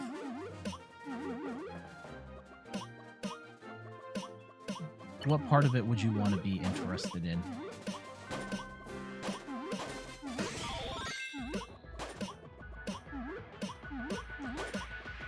concept artist, because you already know a bunch of people who work there. They've even reposted your art. Cool. That would be fun. Yeah, you just come up with the idea. You don't have to figure out how it actually works. You just come up with the ideas and you keep coming up with. You just go work with that, the conceptual side. Very important. I was watching Matt McMuscles, and one of my favorite like gaming YouTubers, and he has a new episode of What Happened, where he kind of goes behind the scenes on the making of games and movies, but particularly failed projects. And the latest episode is on a guilty pleasure game of mine, 50 Cent Blood on the Sand. And he talks about like how that game came to be, because it on paper, it makes no sense that why would 50 Cent be starring in a game where he's fighting in the Middle East? And as it turns out, what ended up becoming Blood on the Sand was actually started as a different type of video game. It was a game, an original IP where war was taking place in the Middle East. And the game got canceled, but they'd already done a whole bunch of work on it. And the publisher was like, all right, you're making a 50 Cent game now, go. And they had all this, they made all the assets for the environments, and they were all based in the Middle East, and they couldn't pivot. So then they had to find a way to shoehorn 50 Cent into the Middle East to make the game make sense. Kind of like Super Mario 2. Doki Doki Panic to 50 Cent Panic. Yeah, kind of like Doki Doki Panic. So they had to find a way to make 50 Cent work in that world. So what they did was they came up with the story of 50 Cent was performing a concert in the Middle East, and the promoter couldn't afford to pay 50 Cent with just straight up cash, so instead gave him the super rare crystal skull, at which point someone stole the skull, and the entire game was around him and the G Unit trying to retrieve the skull. They pitched the idea to 50 Cent, and 50 Cent loved it. So then they continued working on the game from there. No, it had to be 50 Cent. And so they continued developing the game based on the existing assets that they had, the same shooting engine and all that, and they showed 50 a build, and they had to fly out. In this particular instance, the dev team had to fly out there because 50 Cent wanted he wanted approval from his son, who was 6 years old at the time. It's an M-rated game, but 50 was like, I'm not moving forward with the project unless my son thinks this is a cool game. So they demoed the game for 50's son, and 50 Cent's son said, I love the game. It's cool, but I wish it had helicopters in it. At which point the dev team was like, hey, sorry, kid, but because of the way the game is developed, we have not developed anything to make a helicopter work in the game. At which point 50 was like, you heard the kid, put helicopters in the game. And so they were like, oh okay, we're gonna put helicopters in the game. And if you played the final product, helicopters are everywhere in the game. And they are only in the game because 50 Cent's 6-year-old son wanted them in the game. And the other thing was, coming out of that meeting as well, 50 Cent was like, yo, why don't we have car chases in this game too? At which point they had to build, they had to build cars, they had to build a driving engine, they had to build AI for how cars interact with one another, they had to build it so that how do enemies shoot at the car and all that. None of that was in the game until 50 was like, you know what? Let's add chase scenes in the game. And just at the last minute, they had to figure it out.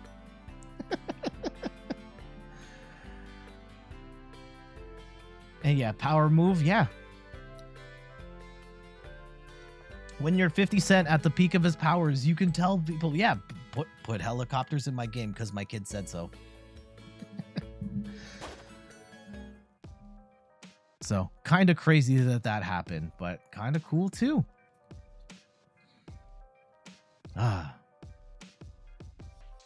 That's what software engineering principles and concepts are about. Yeah. And also A-Code GG's. If you're in here, let me know. Shout outs to Jasper, GG's, Rasmus, GG's, Lenoir, GG, Jun, Shannon. Is that also how Shaq Fu was made? I should go back and watch how Shaq Fu was made. I actually have a copy of Shaq Fu. I've played it for a total of 30 seconds and thought it was absolutely miserable, and I stopped. I knew what I was getting into. Like, I bought it because of its reputation for being a terrible game, and then I played it and was like, oh, people were not messing around. This is awful, and I stopped. Talk about it 11th Wednesday. Oh, cool. I hope they learn a lot from you, Secret Player. Oh, yeah, Shaq Fu is absolutely miserable. If you ever had a chance to play it, it's very floaty in its physics. It has basically no combos in it, and there's a weird delay when you press buttons to when stuff happens on screen that makes it pretty much unplayable. Yeah, I did buy it because of reputation and still stopped. It's so bad. Unbearably bad. And maybe it's something we stream someday, but streaming off of old consoles is such a pain because they don't have HDMI inputs. And I did at one point have one of those adapters that goes from RGB to HDMI, and it didn't work for me. I know a lot of people that have used it and it works great for them, but I bought one, got burned, and I'm just reluctant to buy another one. Yeah, it's pretty miserable. Let's go get that countdown going. We'll do a couple more games. I do have to take one quick intermission after this one, but we'll be back.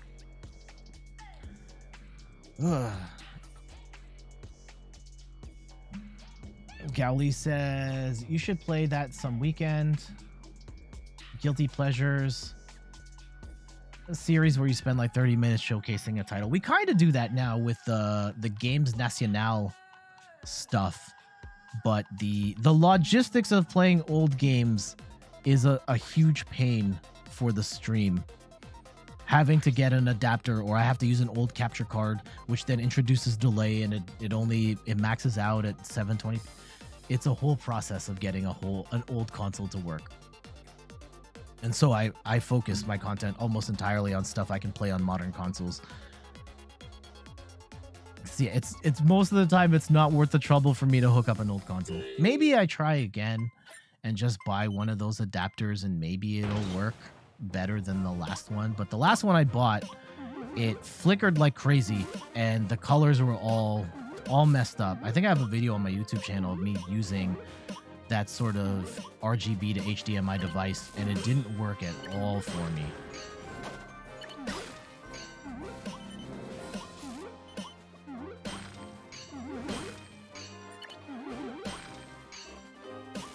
Oh, you didn't think it? No, don't worry. There are a number of people who do that. I guess I could play on an emulator too, and that would do the trick. Technically, you're not allowed to stream emulated games on Twitch, but people do it all the time. Just don't be overt about it and you'll be okay. Even if you are overt about it, the Twitch police aren't really looking to bust people playing like old emulated games. Yeah, just don't mention it and no one will care. Yep. Oh no, that should have just gone down the well.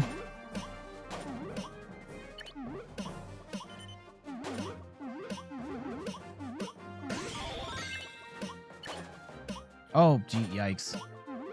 Misplay again. I need to get my PS5 controller working for this again. Okay, at least that's an easy fix. I don't blame the controller for us not winning today.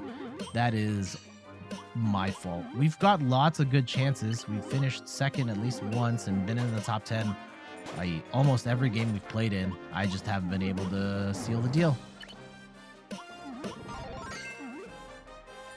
Don't want to catch you streaming emulated games. Yep. There are other, like, streaming a Nintendo game before it comes out everywhere around the world. Bad idea.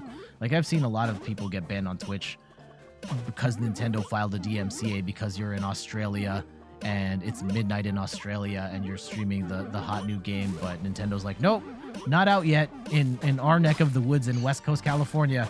Therefore, we're filing a DMCA on you, and that stuff's really gross. Wow, that sucks. Yeah, it happens. I know Square Enix can be... Atlas is very picky about what you can and cannot stream. Stuff like they have rules in place for Persona 5 where you're only allowed to stream up to a certain chapter before they file a DMCA on you. They have rules against, Catherine, which is a 10-year-old game. And when they put out the remaster, there are still limitations for what you can and cannot stream.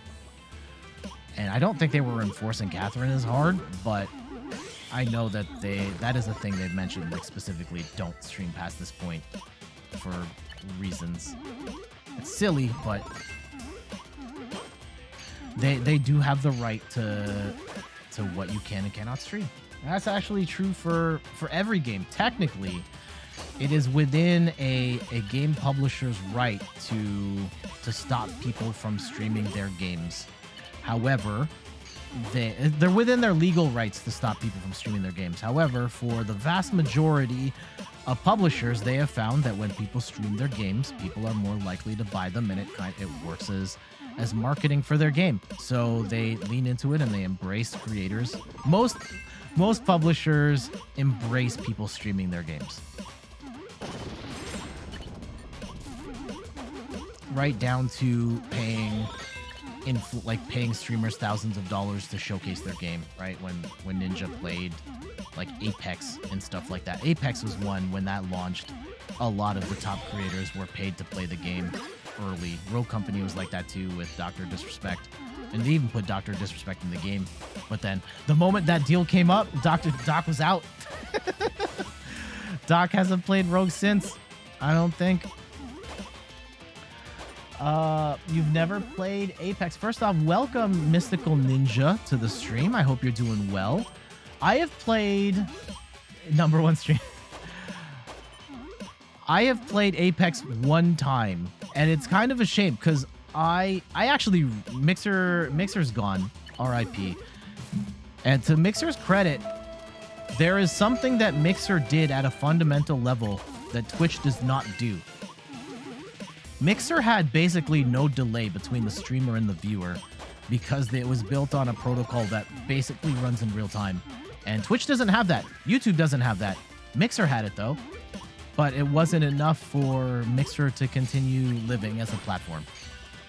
Not enough of a selling point. You said Ninja Seed. I said the magic words and now you're here. Well, it's awesome to see you here. Mystical Ninja. We were talking about Apex. Yes, I played it one time. I really liked it, and then I stopped playing it because at the time I was very aggressively trying to hit Twitch affiliate, and I knew that if I was playing Apex, I would not reach my goal because Apex was a saturated category and kind of still is a saturated category where no one would find me, and so I focused on streaming other games that would potentially help me grow a larger audience. And that strategy worked out. But because of that, I denied myself of playing more Apex Legends and haven't played it since. Despite the fact I probably would love it.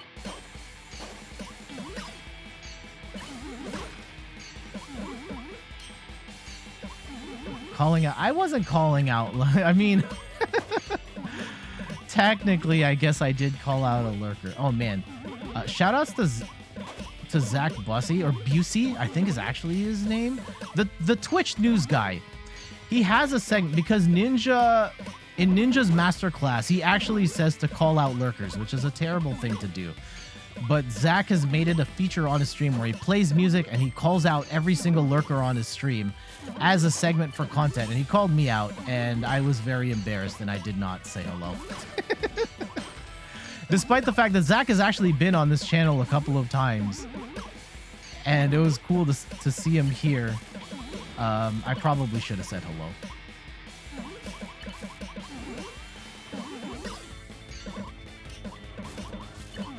Okay. I don't think we're gonna make it here. Wait. Is there a chance? So you're saying there's a chance? Wait. Top 2. Let's go. Okay, there's the lane has opened up. We have parted the Red Sea. I am the Tetris Moses, and we have cleared the way. Oh wait, hold on. Wait. No, we're probably still dead. No!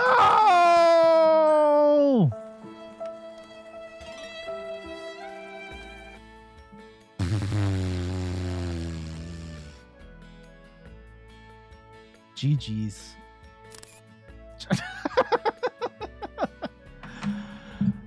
Oh. At least it'll make for a good TikTok. Thank you, Mystical Ninja, for the follow. Who else is in here? At Y, JF Raptor in 4th place. GG's. If you're in here, please let me know so I can give you proper credit. Jordino, Spooky, D, Jun, Now, GG's. Okay, can I take a quick second? I will be back. Gali, you're running the show. You know what to do.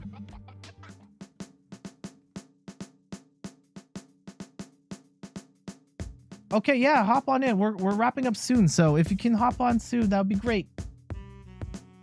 If not, we'll be streaming Tetris again because we always stream Tetris. All right, I gotta go.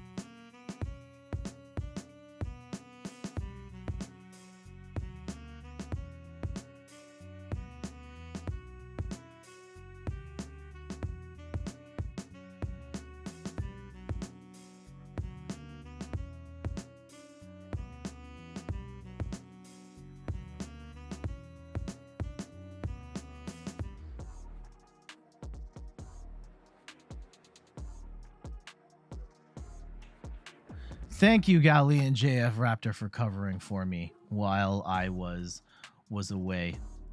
I hope everything is okay.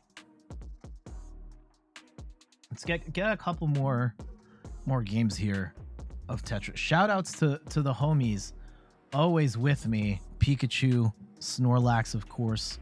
Who else is in that shot? Togepi, Tom Nook wearing a Vega mask, Yoshi, KK Slider.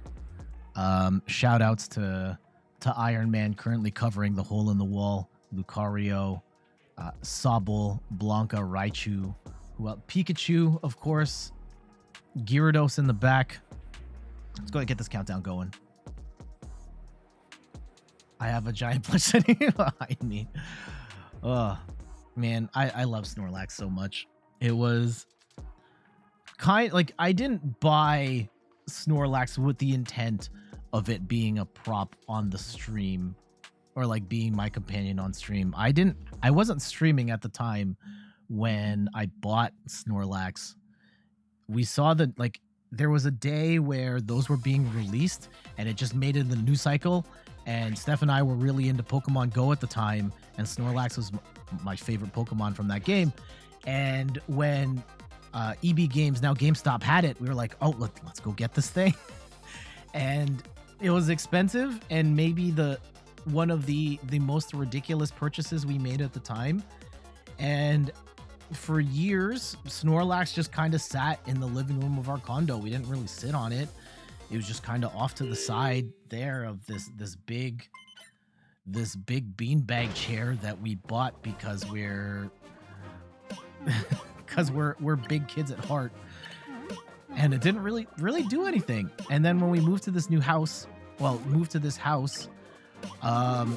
living room was set up in such a way where Snorlax didn't really fit. So Snorlax came into the basement, at which point I had started streaming, and Snorlax just kind of became my homie.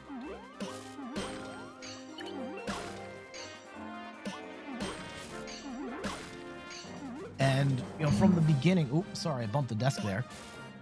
From the beginning of streaming here on Twitch, you can see my oldest streams. There's no background anything, but Snorlax is here. Snorlax is always here. Even when the view count is 0, even when I'm here working this is now my, in a post-pandemic world, this is my office, my professional office. Snorlax is here too. My coworkers have no idea that Snorlax is here or that any of this is here because I don't talk about it, but the homies are always here.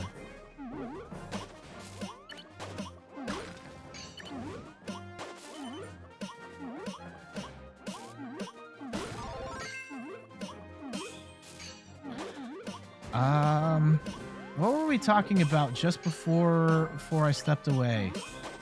Oh gosh, I've completely drawn a blank, and we're also playing a horrid round of Tetris. And I may need to jump back in. Nope. We're just going for it. Hold on. Okay. Yep. This is okay. We'll deal. We'll make this work. Yikes.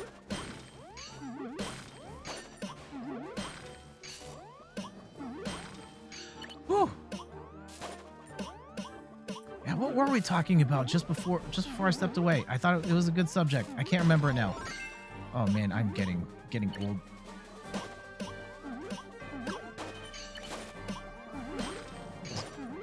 Galley, we're talking about video game. No, that was a while ago. Yikes.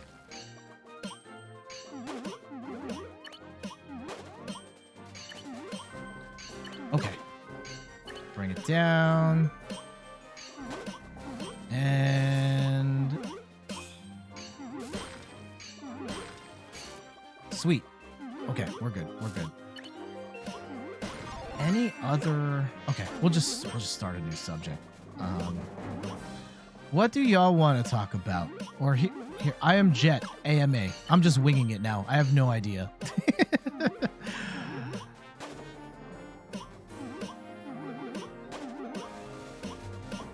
What y'all want to know about my hopes and dreams? How I did specific things on this. There's a leak that EA will be sold. Oh, who would be buying EA? Or is looking for a buyer? Oh, y'all want to get in on EA? I'm sure that with a couple of bits and subs, we can surely afford them, especially considering they just lost the FIFA license, so they're going straight into the toilet, right? Oh, we're gonna hit that all clear. Heck yeah. Not every day we hit those. And we didn't get any knockouts or anything from that. Damn. FIFA is their moneymaker, and they're losing the license this year. Arjun, welcome back. How you doing? How are the exams going? Yeah, for anyone going through exam season right now or soon, I know in Yeah, if you've got exams going on right now, I hope you ace them all. They're going fine. That's good to hear.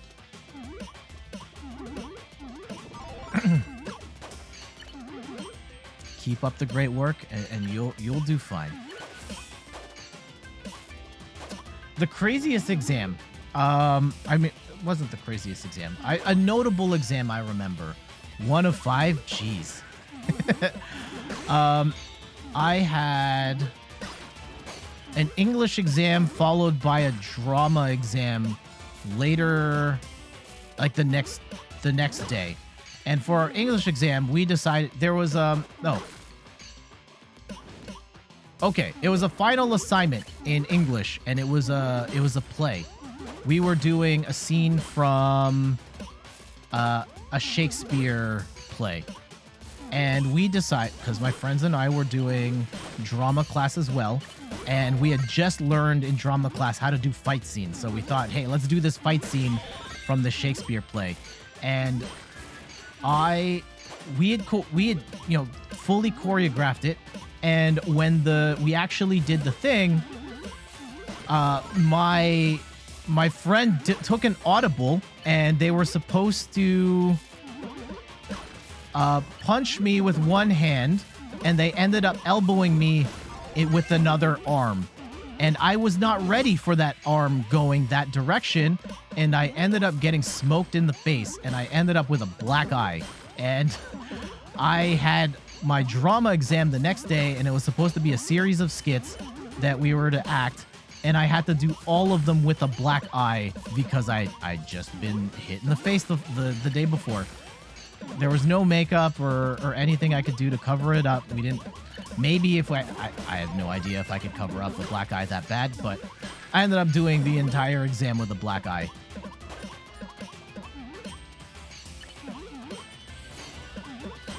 Some talks looking to merge. NBC Universal is in advanced talk. Oh, hold on. Oh, EA merging with NBC? Universal? Huh. All these mega conglomerates just getting bigger and bigger. Hate to see it.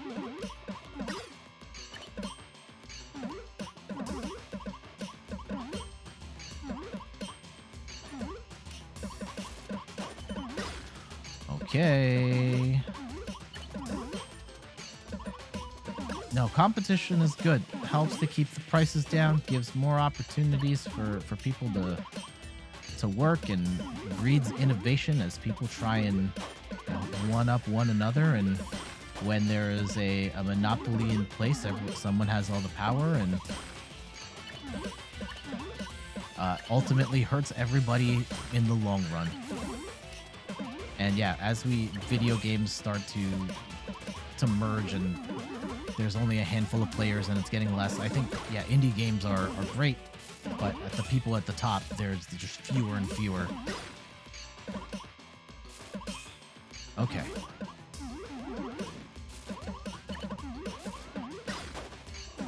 Man, imagine the day Nintendo gets sold. I know people have tried to buy Nintendo and they've just been laughed out of the building. But, maybe there's a world where that happens. I don't know.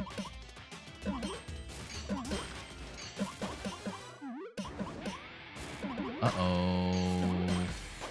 Top 10? We're not necessarily in a comfortable spot here in light of... Yeah, no, we're dead. Damn it. Ugh. They'd be selling or merging to Comcast. Jeez.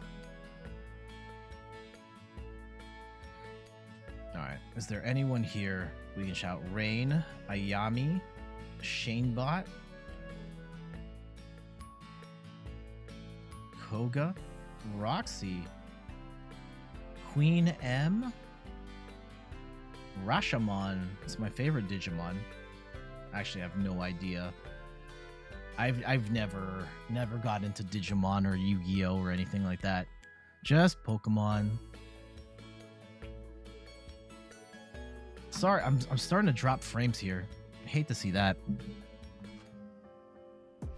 Oh, and I'm like almost out of water. Okay, we're probably gonna wrap up soon. I think we got like 1 or 2 left. 2 left in us here.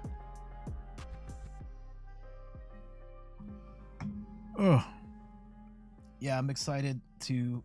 Is this supposed to be nice out today in the GTA? Hopefully no crazy thunderstorms, and we can just go outside, have some fun. I touched grass yesterday. You were big into Yu-Gi-Oh! Dueling. I play Pokemon. We're actually streaming Pokemon on Sunday. I've got a whole bunch of Astral Radiance digital packs to open. I touched grass yesterday. It was like literally I know there's the expression, and I got to hang out in the backyard with Steph, and we had these like recliner things, and just bare feet touching the grass. Touching the grass with your bare feet is pretty great. Grass, Craigasm, yep. Bare feet on grass is an amazing sensation. I don't know, something about it. It's great. Bare feet on pavement, crazy. No. And I saw like a TikTok of some woman who's like just crazy. Like I don't wear shoes because I want to be connected to the earth, and they showed themselves walking on like a hot pavement and stuff. Like, oh no, my feet are not built for that. So we're down to the top 2 for anyone that cares. Down to, I have no idea. Oh, someone's about to get bounced. We'll come back to that in a sec. But yeah, bare feet on grass is great. But generally speaking, I gotta have footwear on. I can't imagine. Well, I can't imagine. It would feel horrible walking bare feet on hot pavement. Nah, grass is good. Anyone here know how to do the trick to make the grass whistle? Like where you split it down the middle and you put it between your thumbs and then you blow? It's one of my favorite things to do with... Anyway, GG's. Man, Japan has taken over this. I've lost like every game to Japanese players. It hurts. You can do it? Sweet. And for anyone that doesn't know, right? If you take a piece of grass, you get a thick strand of grass, and you peel it down the middle, and then you pin it between your thumbs like this and leave the rip part here, and then you blow. It makes a whistling noise.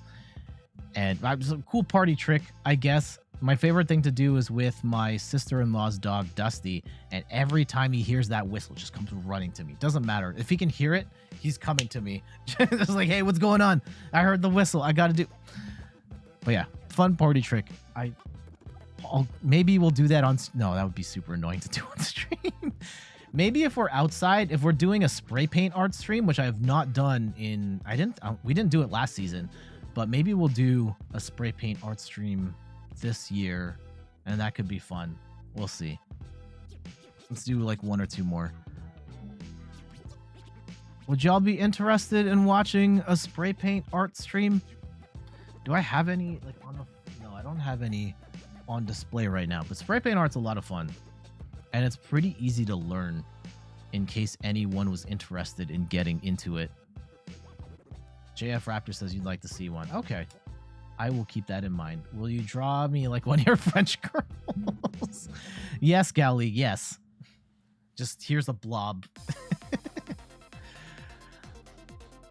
Yeah, spray paint art, it's super fun, and it's super easy to do. Like the bare minimum, if you've got Bristol board, glossy Bristol board, a can of black spray paint, a can of white spray paint, and a surface, you can do that. Hopefully a well-ventilated space, ideally outside, so you don't die of fumes.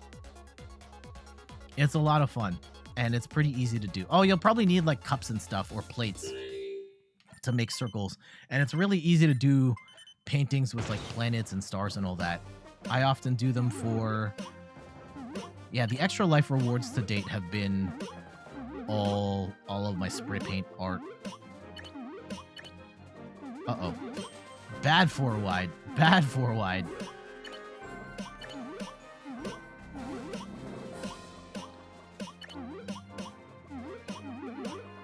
Alright, we might get punished here for getting a little greedy on this 4 wide, but we'll see. Oh no, that's not gonna work. Alright, well... Just make it rain pieces this way.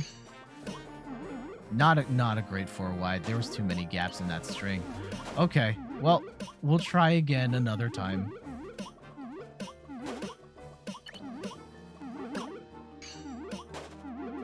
What's your favorite thing to do when you go outside?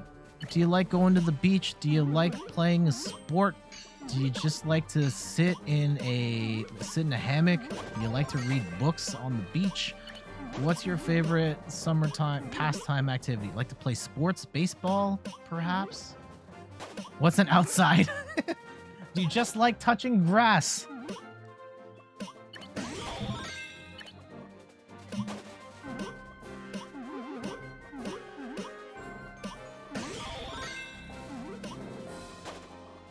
Secret player says, if I'm going outside, it's either for work, getting food, or meeting friends. Okay. I mean, meeting friends is fun. Going out to be fun. Want to shout different Jenny this time. Shout outs to Jenny. We used to, when we were in high school, we would go bike riding together. We would bike to a Dairy Queen on the other side of the city, and then we'd just eat ice cream. That was great. Yes, like bike riding used to be like my favorite thing to do outside. Just ride, go somewhere. I have not ridden a bike in decades, though. Not since, maybe not decades, but not since I got out of college the first time around. At a certain point, I got a car, and then I stopped riding my bike, which is bad because I could have ridden the bike just for funsies. At this point now, getting a bike would be weird because I don't live in a space that is conducive for me storing a bike. So I don't know what I would do with it when I'm not riding. Would be nice though. Now, if Steph and I end up moving, which I don't think we will in the near future, we can look into getting a bike and just going riding for funsies.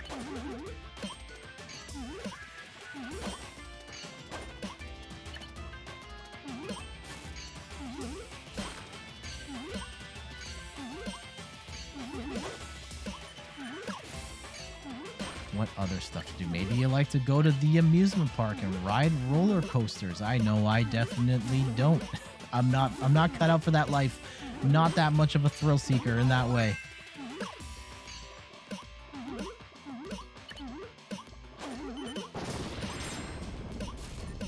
Steph is very much into the roller coaster. I can't. I remember I kept telling Steph, like, I'm really not comfortable with these amusement rides. She's like, oh, it'll be fine. And then we went on at the CNE, and it was this like weird ride. Basically, like, it goes up kind of like the teacups, but it also kind of goes up and down, like it's simulating the waves of the ocean. And I almost threw up. I had to sit on the side for 20 minutes to recover. And then she was like, okay, we're not doing this again.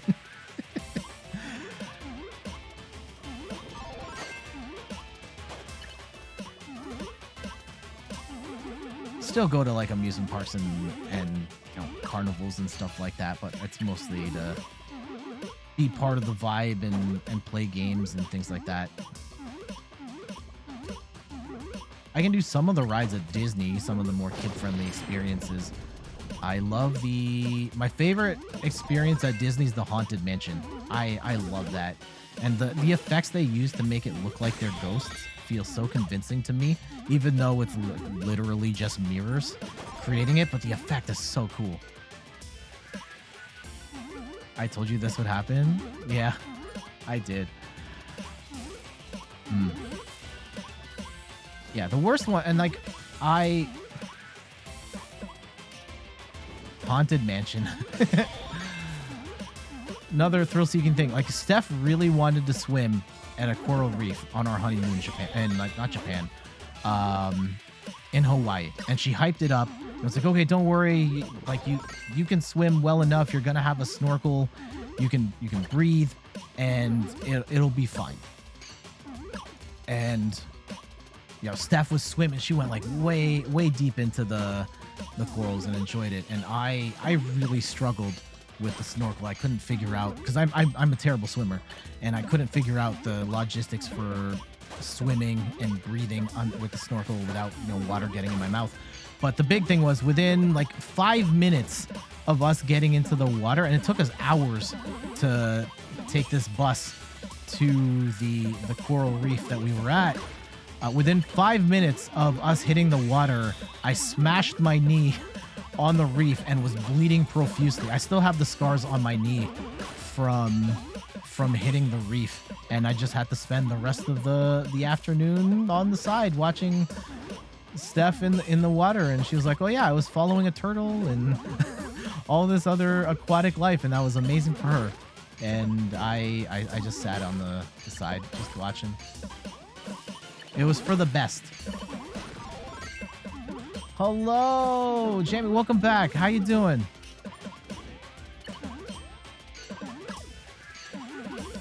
We're just talking about like outdoor summertime activities. Like, what do you like to do when you're out in the sun? Work on your tan. Yeah, we were just talking about my catastrophic experience snorkeling in a coral reef. I'm doing all right. I'm doing all right.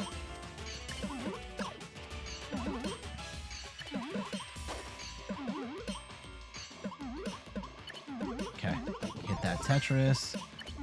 And what other sort of summertime pastimes? I think I'm good for like one baseball game a year. I would love to see playoff baseball when it really matters, but when it's like, you know, game 45 of 162 and the stakes are pretty low. Like, I like baseball as a, hey, hang around, eat snacks. A lot of people drink beer at baseball. I do not drink at all.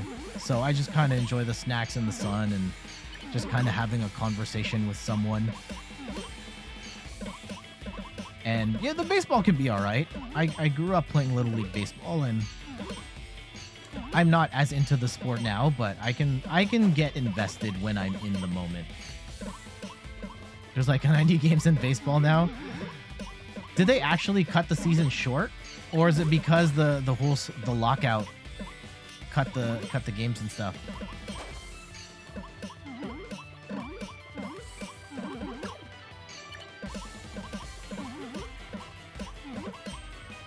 I do find the 162 game regular season baseball to be a bit much, but it's hard to say, you know, play less games of baseball when that means less money for everybody involved, right?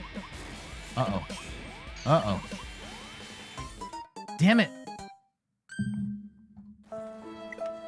Oh, and the communication error at the end. The double whammy. Hate to see that. Oof. Jamie, I don't really go outside these times. You study a lot for the final exam. So best of luck on your final exams. I hope you get through them with straight A's. No problem. Just finish with 100% in all your classes. F, second place again. Oh, no. Okay, you got a couple more shots. A couple more shots before we call it. I hear some rumbling rough upstairs, so we might have to go and install a microwave. Let's do one more. One more, and then I should check to see if Steph's dad, if I need to help set up the microwave. But thank you to everybody that's dropped by today. JF Raptor, Jamie, Secret Ply, Gao Lee, Mystical Ninja. I'm just shouting out everybody that's talked in the chat. Arjun, Megan Plays Games, Space Cactus, Sim. Shout outs to all the lurkers. Much appreciated. I hope you enjoyed my company as much as I enjoyed yours. Thank you, Mystic Ninja and B-Boy for the follows. And yeah, let's get one more in here. Let's get one more in here. Actually, can I check? Actually, let me check one last thing before we get into the grand finale. And I'm still kind of hoping I can secure a win. Most of the time we get at least one win on stream, and we haven't gotten it yet. We've come close a lot of times, but today, apparently not so much. All right, is there anyone? Nah. Okay. Cool. You're trying to go to college, but exams start to be really hard. Well, best of luck. What are you hoping to take in college, if I may ask? Let me go and hit the countdown timer here.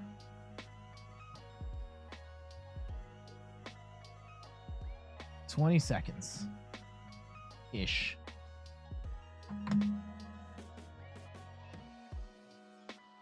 And I'm gonna feel bad if I go upstairs and Steph and her dad have done all the heavy lifting and have set up the microwave. It's a bit of a process. I don't know if anyone here has any experience setting up the stove top microwave, but having to mount it on the wall and everything is a lot of work.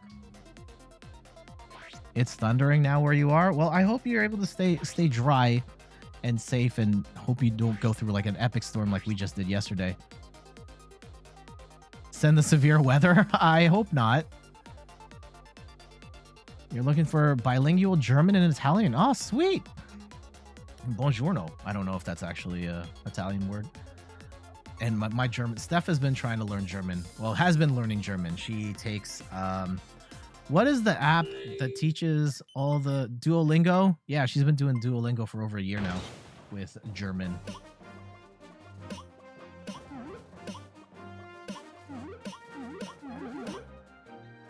And we have members of our family that are shout outs to my, so is he my bro? So Steph's sister's husband, what is the term for that? Is he my brother-in-law? Is that the correct terminology for that? Oh, yikes. Yeah, my wife's sister's husband. Would that count as my brother-in-law? And if not, what is the proper term for that?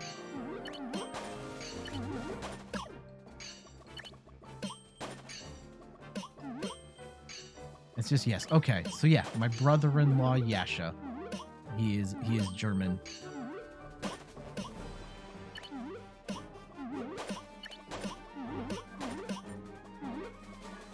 Yeah, shout out. Kudos to those who know multiple languages. I only know English. I never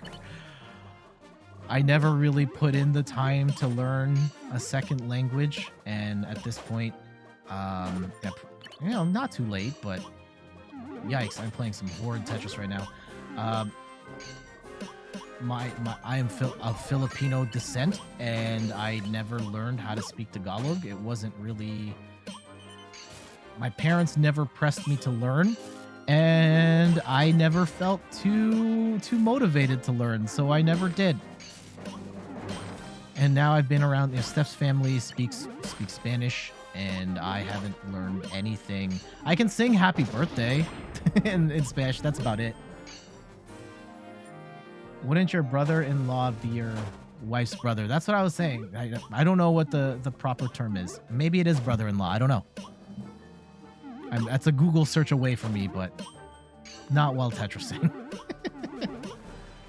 And my wife does not have any brothers.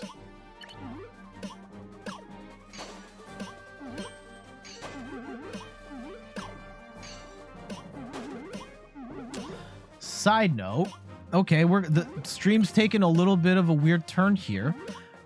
Anyone watch the documentary Our Father on Netflix? I think it just came out. And it is about a fertility doctor who... My Father is on Netflix? Yes. I hope it... I mean, it might be your father, Gally, for all I know, because this particular fertility doctor made it a point to... impregnate women with his own samples rather than the donors, like he said, or the husbands who provided their samples. And this largely happened in the, well, I think it seemed like the 80s at the time, but now with the advent of at-home DNA kits, that more and more of these kids are finding out, they're adults now, are finding out that they were all fathered by the same individual. And it is over 90 people and counting, they have confirmed, have all been fathered by the same person. It's pretty messed up. So that's a story you could watch on if you're looking for something to watch on Netflix that's different and horrifying. Yeah, our Father.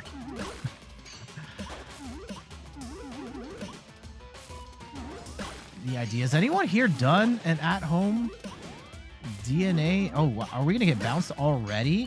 Not like this. Not like this for our final round. Uh-oh. Uh-oh. It's that the purple on the side there may be our yeah, that's our yikes.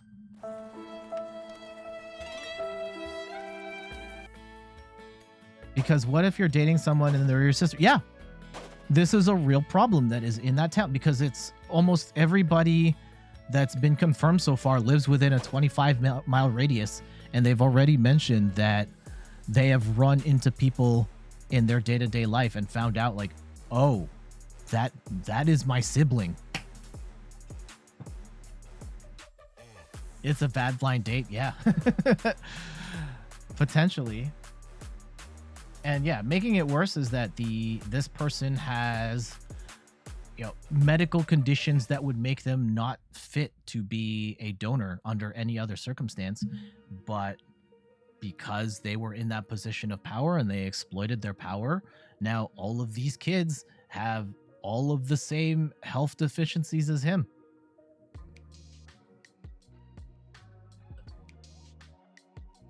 So it's a crazy story if you're looking for that type of stuff on Netflix. Can't imagine. No, I have no secret babies out there. Anything like that.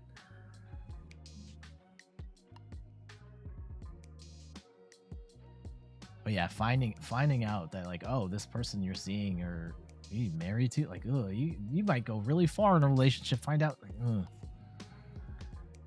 I think there was another because that's not even, I think the current record. It is a record. I remember hearing something like this happened in England. I think it was England, decades before, where a fertility doctor did a similar thing, and they ended up tracking like over 600 babies to the same guy. That ain't right.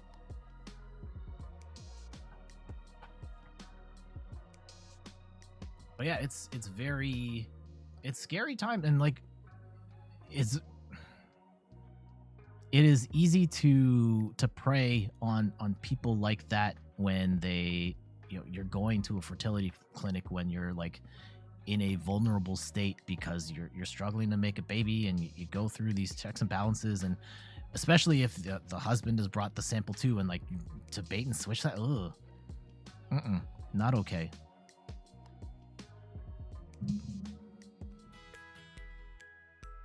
Down to the top 10. Let's see if there's anyone we can shout out here.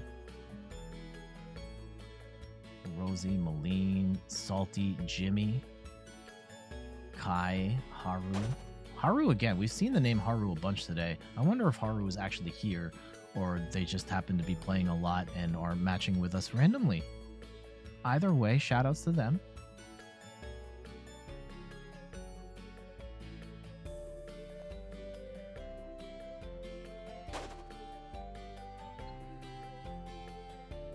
All right. Is there anything else to recommend before we wrap up here? Throw out something I should watch. TV show, movie, YouTube video. What out there? Oh, there was a video I saw that came up on my Twitter of someone trying something that people should not try, and I was very upset that this video was still floating out there. Like, no, it's a terrible message. They were trying some stuff they shouldn't be trying. Jamie came in third. GG's. And Malogams, GG. Dr. Tocino coming in second.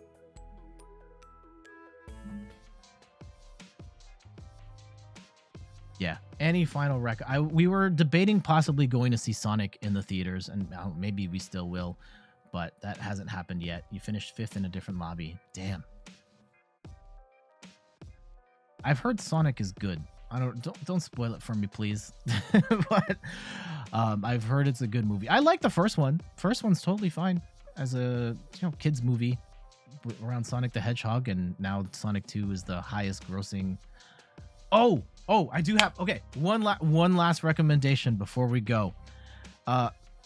If you are a fan of Chip and Dale, like not the the dancers, but the chipmunks, Chip and Dale, the new Chip and Dale special. I think it's a movie on Disney Plus. Fantastic. It's so good, and it has like so much in the way of nostalgia for the show and that time in Disney, and there is a lot of it is its own multiverse in that movie in certain ways that I will not spoil, but I would highly recommend you check out the new Chip and Dale, especially if you have any prior experience watching Chip and Dale stuff, especially the Rescue Rangers. So that's my final the last word from me. Thank you to everybody that has dropped by today's stream. I hope you all have a wonderful rest of your Sunday. We will be back on Wednesday playing some Returnal, Wednesday 8 p.m. Eastern time, and then Sunday we're going to be playing some Pokemon, and we've got lots of digital Astral Radiance packs to open. I've got over 90 packs worth of coins saved up. Maybe we'll get to 100, and we'll see, and hopefully we pull some bangers and make some more decks, and hopefully sell more of you guys on playing the game, because the Pokemon card game's pretty rad. But until next time, I'm Jet from inthirdperson.com. Thank you for your time, and we'll see you later. Bye-bye.